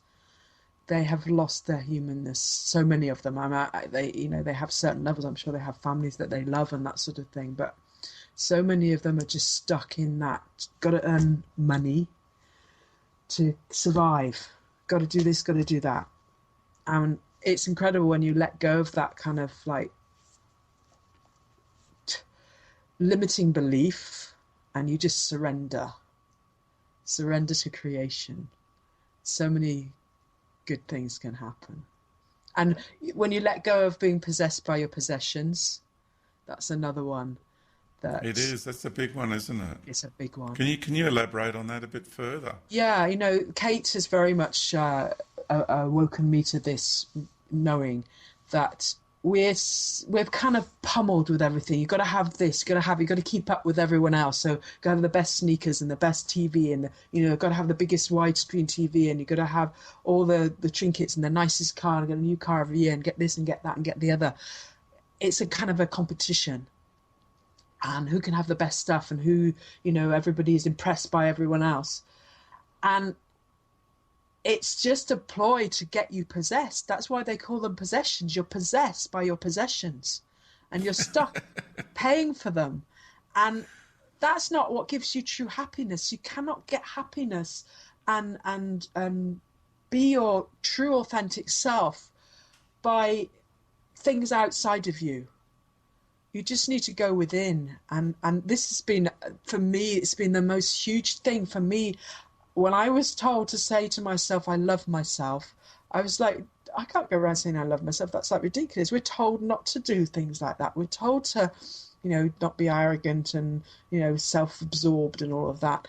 And now that I love myself and I appreciate myself, it doesn't take much to amuse me now. Yeah, okay, when I got what I felt was freedom, I went out and I bought all the stuff. But never like big, but I bought all the things I wanted, a car, motorbike, this, that, and the other. And I've really enjoyed them because I love free forward motion. But having said that, I don't need them. Okay, I like having something to travel around in. But I really see that the possessions do possess us. We get sort of all like, I don't want to lose that and I don't want to lose this. When you surrender and you say, you know what? I can live without these. I'm alive.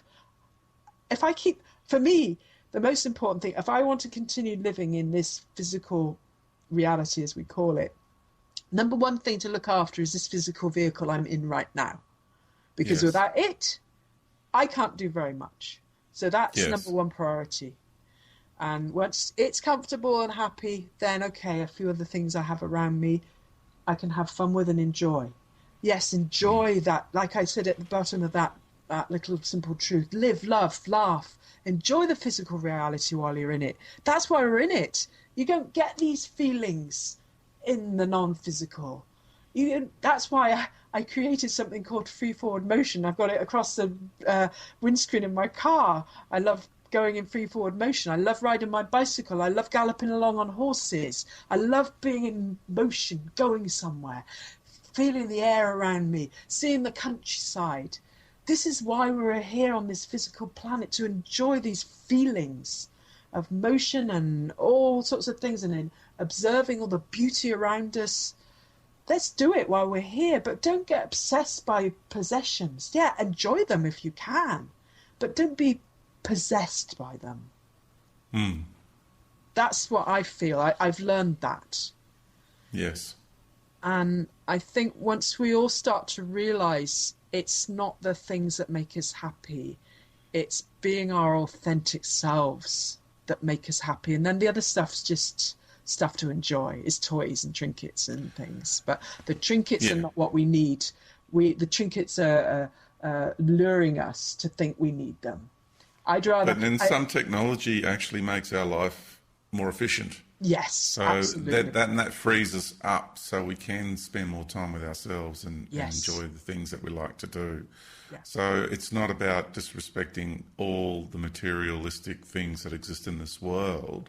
No. It's people make that mistake. That's why I'm bringing it up, Jolly, because people get into this judgmental, self-righteous sort of, and they just don't realise that you've created another program of judgment. So we do need to actually, like you and I having this wonderful conversation on the internet right now. Yes, absolutely. And the people are listening to us accessed this incredible, informative and empowering dialogue through artificial intelligence. So we're all having this wonderful relationship with it. Yes. And yeah, there's an aspect of AI that's taking over the human race. It's totally seeking to dominate and control and assimilate the human race into its fold. Right. So there's an interesting dynamic here going on where we've got these material possessions, we've got this technology, and it serves purpose on one hand. It's like a knife, isn't it? Everything's, like a double-edged sword or a knife. You can use it for good, and you can use it for evil. And that's how I see money too. Yeah. My relationship with money's really changed because money, I've come to realise, is an amplifier, and you can actually use money to do a lot of wonderful things in this world. You really can. Mm-hmm. Absolutely. And it's the measure of, like you said, it's kind of like a 3D manifestation of life force. I see it more as it's the measure of our deeds. It's like the measure of energy, the exchange of energy between people. Mm-hmm. On one hand, money is imprisoning the human race and enslaving the human race and diminishing the human race. And on another level, it can be used to do a lot of wonderful things in this world as well. Right. Which is really, it's amazing to see. People think there's not much awakening going on in this world. Wow. There's this new birthing in the business world called conscious capital. Mm-hmm. And the business community is going through a major transformation where people are only going to invest their money in companies that are ethical, companies that are actually treating their employees with love, respect and honour, not as numbers. That have good working environments, that are actually very sustainable in their methods, that are contributing to the planet rather than taking from the planet.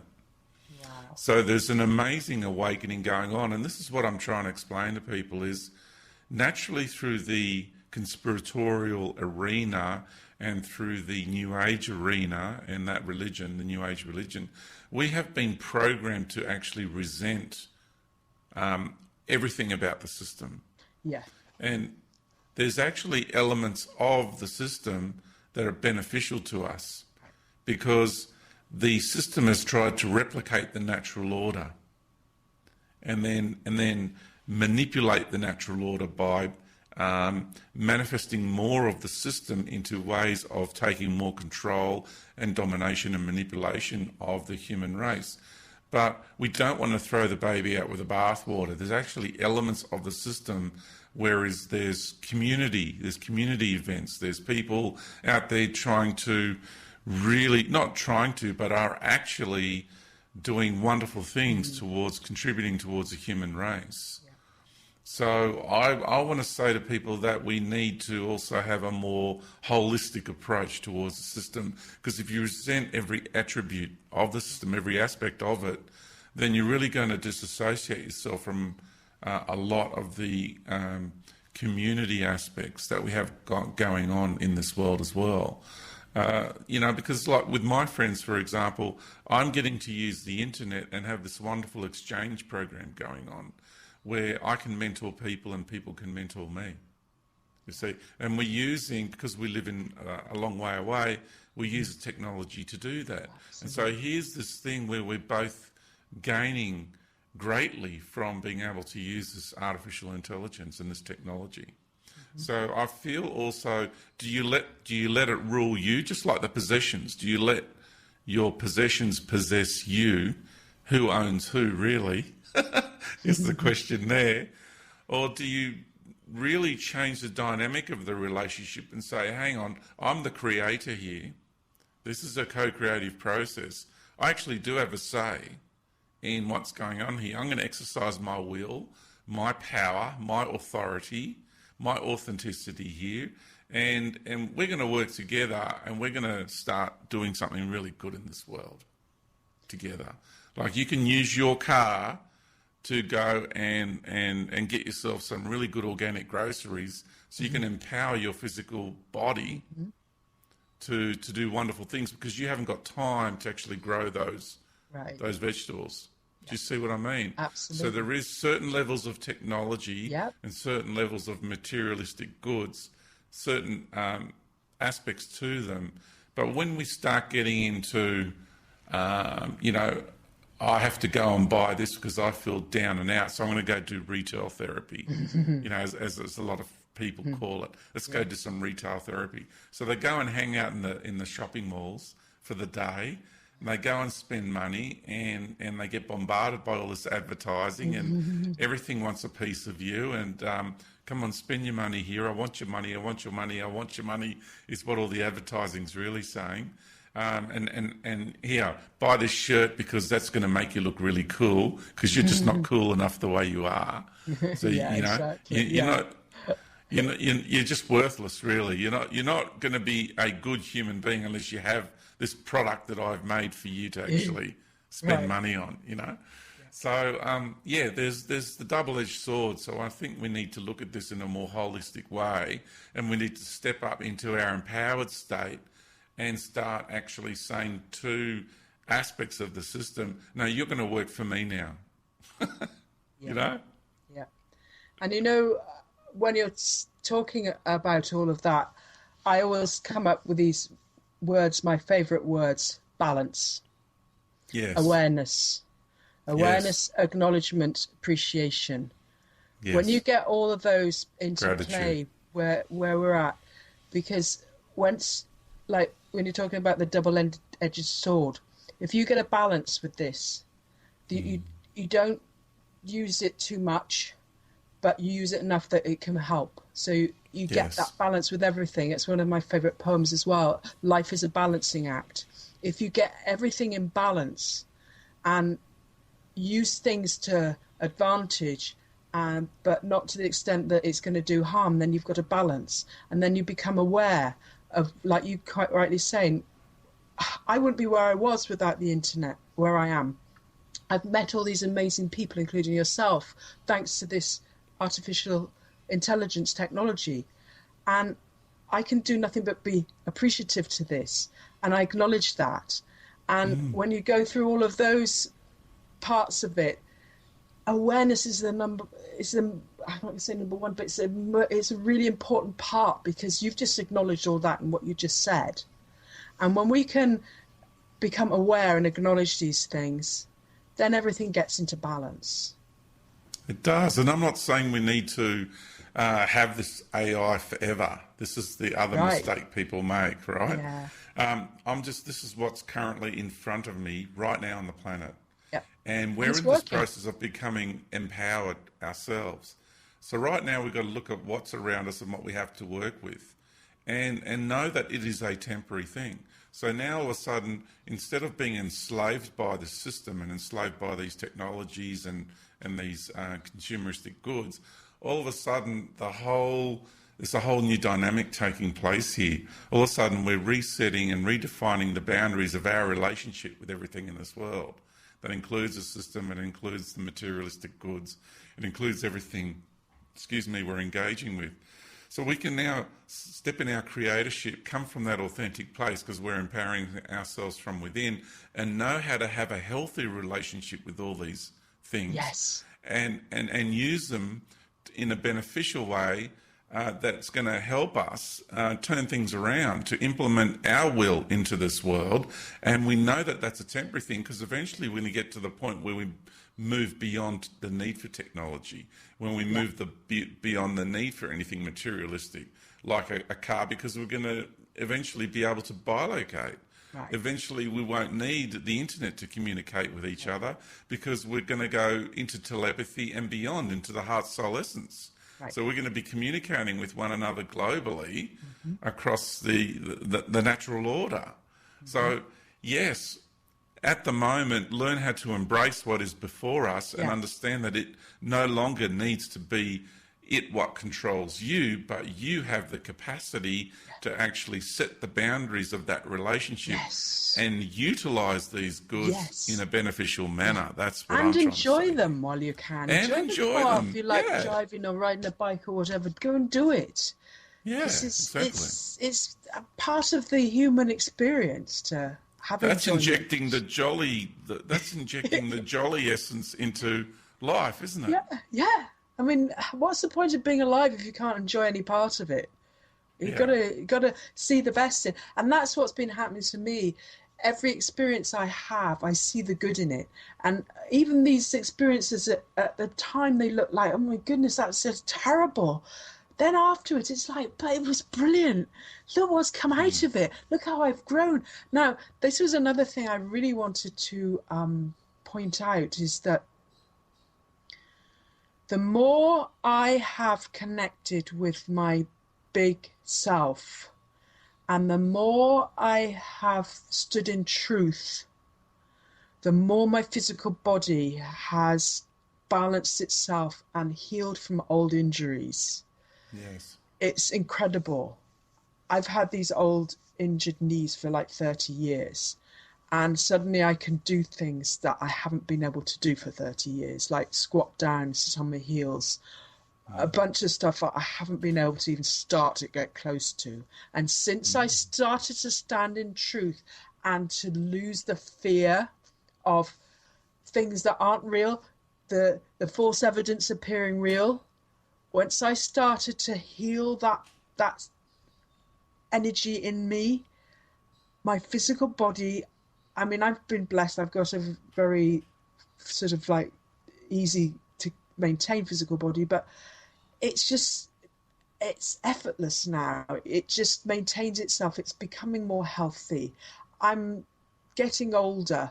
I'm 53, but yet I act like somebody of 23. I'm running around the place. I mean, I don't have any issues with anything, and I don't buy into any of these sort of, oh, well, your eyesight will fade when you get past 40. I'm still reading tiny text without any problem. I don't buy into that stuff, but the more and more I connect with that big part of me, this physical body's like just healing and happy, and it's just amazing. It's just amazing, just what's happened. Like I said, in the last year, it's just been just improving every part of my life. And I know who I am, and I know the balance. I'm learning balance. I'm learning that I must help others, but I mustn't do things for others. I must do for myself. I must allow time for myself. And right at the beginning with the shaman, she helped me create this. I am strong. I am able to speak my truth. I am able to balance my needs with the needs of others, and also to have others care for me. And that is a really strong one I have to live by, because that is really important. We all Wow. need to do that. Wow, that's brilliant. Yeah. Can you say that one more time, please? Yeah. I am strong. I am able to speak my truth. I am able to balance my needs with the needs of others, and also to have others care for me. Because back then I didn't believe I was worthy of being cared for. I was so unworthy. And that was created in 2005. So it's 9 years ago. And I've been trying to work that back into my life. It was like a spiritual contract. And she said I'd made one when I was coming in. I made a contract that said, I will not shout, I will not answer back. And I never spoke up for myself. And that we changed it to that one. And I've got it sitting on my chest of drawers there, that in a frame in big letters, so I always see it and I always remember it. So Brilliant. I have to live by it. Yeah, it's good to have those sort of things. It really is. Yeah. Yeah. Do you have another poem that you feel you'd like to share? Oh, Another poem? Another poem by Jones. Well, I do now, because we were just talking about, balances, and I love this balancing act. Life is a balancing act one. I really like this one because it really points out, and I've found myself so many times having conversations with people and saying, yeah, it really is a balance, isn't it? About every subject, anything you're talking about, it's better to be in balance with that. And so I wrote a poem about it, and I like this one. Life is a balancing act. What is this life? What is it for? Should we do less, or should we do more? What makes us lose? How do we win? To have a good life, how do we begin? All of these questions can run through one's mind. Sometimes, the truth, we are so blind. But it's time to shift, to change our perception, and to get ourselves moving in a positive direction. I'll tell you straight, and I won't use tact. Life is simply a balancing act. A life that's not balanced gets out of control. It messes up mind, body, and soul. Forget bigger is best, but don't think too small. Don't tell a story too short or too tall. Don't take too much, but don't live in lack. Make it a balance, or you'll get out of whack. Eat enough, but not in excess. When you take that big portion, think about eating less. Give to others, but I ask you please to leave room in your heart to also receive. Allow others to help you, but don't be in need. This is a message that I hope you will heed. Embrace friend support and give it in return. Being in balance is the best thing to learn. The moral to this is to pick such a pace throughout your life which is neither to race nor to shuffle, but to be in perfect flow. And living your dreams is all that you'll know. Wow, that is brilliant. Brilliant. Yes, it's a kind of, it's a lovely little message, because when people know this, like advertisements use rhyming, it's easier to remember these things when they come through in a rhyme, especially the short ones. My little mantra is, I listen to many worldly preachers, and I learn from my wise teachers, but my purpose I must seek, for my mission is unique. It's really short, really sharp. And I recognize this one day. I'm like learning from this person, learning from that teacher, learning from that one. And they're all sort of, and then there's all these students saying, oh, I want to be like the teacher. I want to be like, and I'm like, stop it. You do not want to be like the teacher. You want to be like you. You. Exactly. There's only one you. Stop trying to be. That's all these kids who want to be like the famous basketball player or the famous soccer player. They want to be the next so-and-so. Stop that right now. Be you. There's only one of you ever. You're never the next anyone.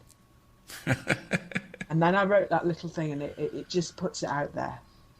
My purpose. I really loved that. At one stage in my life, I used to watch Oprah many years ago, and I really loved that saying that Oprah had, was don't try to be anybody else because everybody else is taken. Yes, exactly. Exactly. It's so important that children aren't told to try and, you can be inspired by others, but you don't want to be Sure. them. You don't want to be like them. You want to be like yourself. Just be yourself. Be you. It's so Yeah, important. Yeah. So, exactly. oh, So just, I feel like the energy's winding up. yeah, we're kind of On getting sort there. of like Yeah. we are. Is there anything else that you wanted to share with us here today? Um, I just want to say that trust yourself. Trust your big self. Just know that it's there. It's you. It's who you really are. And always trust that part of you.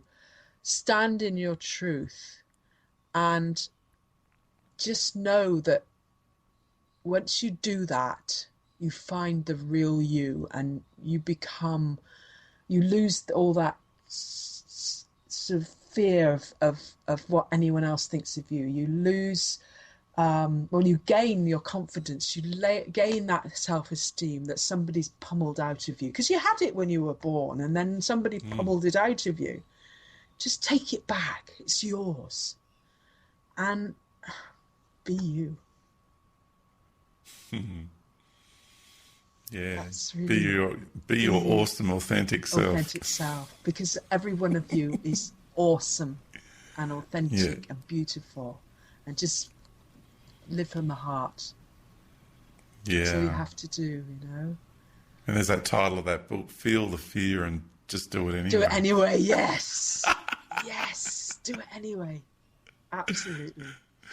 It's Yeah, brilliant. Yeah. brilliant. That's just brilliant. Oh, thank you so much. And please Oh, share with us your website so people right. can explore your work further. I'm sure there's going to be many that will be very interested in having an adventurous time with Jolly D. So please share your websites. Right. Well, the main one I've got going now is jollygoodsense.me. So that's pretty easy to find. I started that as my blog when I started writing from my big self. And then I added my other things to it, the poems. But I also have a site for the poems, and it's called poemsbyjones.com. That's POMES by JONES.com. I also have a place where you can go and buy T-shirts with the inflowment on, and that one is inflowmenttees.spreadshirt.com. Inflowment is spelled INFLOWMENT.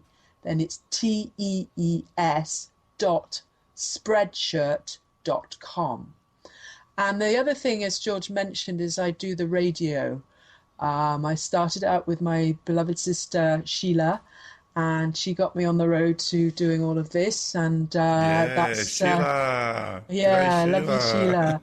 And she helped me along, get going with that. And it's blogtalkradio.com/Just Us Radio Network. And I have a show called Inflowment, which is under the umbrella of Nowhere in Time, which is a beautiful creation of Sheila. And Nowhere embraces knowledge and awareness. And I put the Inflowment show under that, and we go out with the Awareness Network as well in the UK. And I have on people who share their journey to their inflowment. And we also have Walking the Talk with Kurt, and we have Indigenous people's voice on there too. So yeah, those are the places that you can find my stuff. And I welcome anyone's comments. Those comments can be put on the jollygoodsense.me site, but with my writings. I have a book. It's called Inspirational Poems by Jones. Those poems I read out, except for the first one, are all in there. You can go to poemsbyjones.com and get the book. You can also go to jollygoodsense.me and click on the Poems by Jones link and read most of the poems. I've got a few of them still to put on there, because I have to type them all out. They won't go and copy and paste. It doesn't work, the formatting somehow. So I'm typing them in there one by one, because it's a WordPress site. But you can read them all there. And if you want a personalised poem, go to Poems by Jones and you can order one there. And go get your Enflowment t-shirts at the Spreadshirt site. So, I'm really happy to share. And anyone wants to check me out, I'm Jolly Geri on Facebook. And I hang out with Kata Gaia a lot on her Blog Talk Radio show. That's Out of the Box Online, I think, is in Blog Talk Radio. You just Google Kata Gaia, you find her everywhere. It's a beautiful message. It's powerful. LoseTheName.com, that's another one I want to mention, because actually some of my writings, I'm a writer on LoseTheName.com. That is a big place to go to get information about this legal name. Everything you need to know about the legal name is on LoseTheName.com, and some of my writings are on there too. So, wow, aren't you busy? Well, that's quite busy. An extensive CV, you know. Yeah, and I'm also sitting here in my little space doing my thing, and again, good old internet. Yeah, brilliant. All right. Awesome. Well, I want to thank you from the eternal depths of my heart, because there is no bottom of it. And for coming on to Superwoo Radio. It's been a while coming. Oh, thank you. Well, I sure have enjoyed every moment, and I certainly like talking now. I'm making up for lost time, so... Yeah. And I know our listeners would have gained a great deal out of your wisdom, because you have this beautiful way of going about things. And, brilliant stuff. Good on you. Well, thank you, and that's huge for me, and to come from you, and to be able to express this, because 10 years ago, 14 years ago, you wouldn't recognize me, and I have grown, and like I said, from your sharing just made it like exponential. I mean, I just went bam, and I'm still going, you know. And when we can share so many of these beautiful interactions like this, all of us, all around the world, it puts the humanness back in humanity. And that's it is. It's a compounding equation. We're all complementing one another, and it's exponentially growing. It's just magnificent. Absolutely. Yeah, good on you, Jolly Geri. Big hug from me, and a big hug, I know, from all my listeners. Lots of love, mate. Thank you. And thank you to you wonderful listeners. Superwoo Radio cannot be what it is without you. I really mean that. And I want to thank you for all your heartfelt feedback and love and support over the time. And we will continue to do our best in bringing you these amazing dialogues and most amazing, beautiful human beings we have in our world that really have amazing wisdom, knowledge, and gifts that can empower us. So be well and keep shining your beautiful and authentic light, because you are awesome. You truly are. And I don't care what anyone else thinks about you. I know you're awesome. Thank you very much. See ya.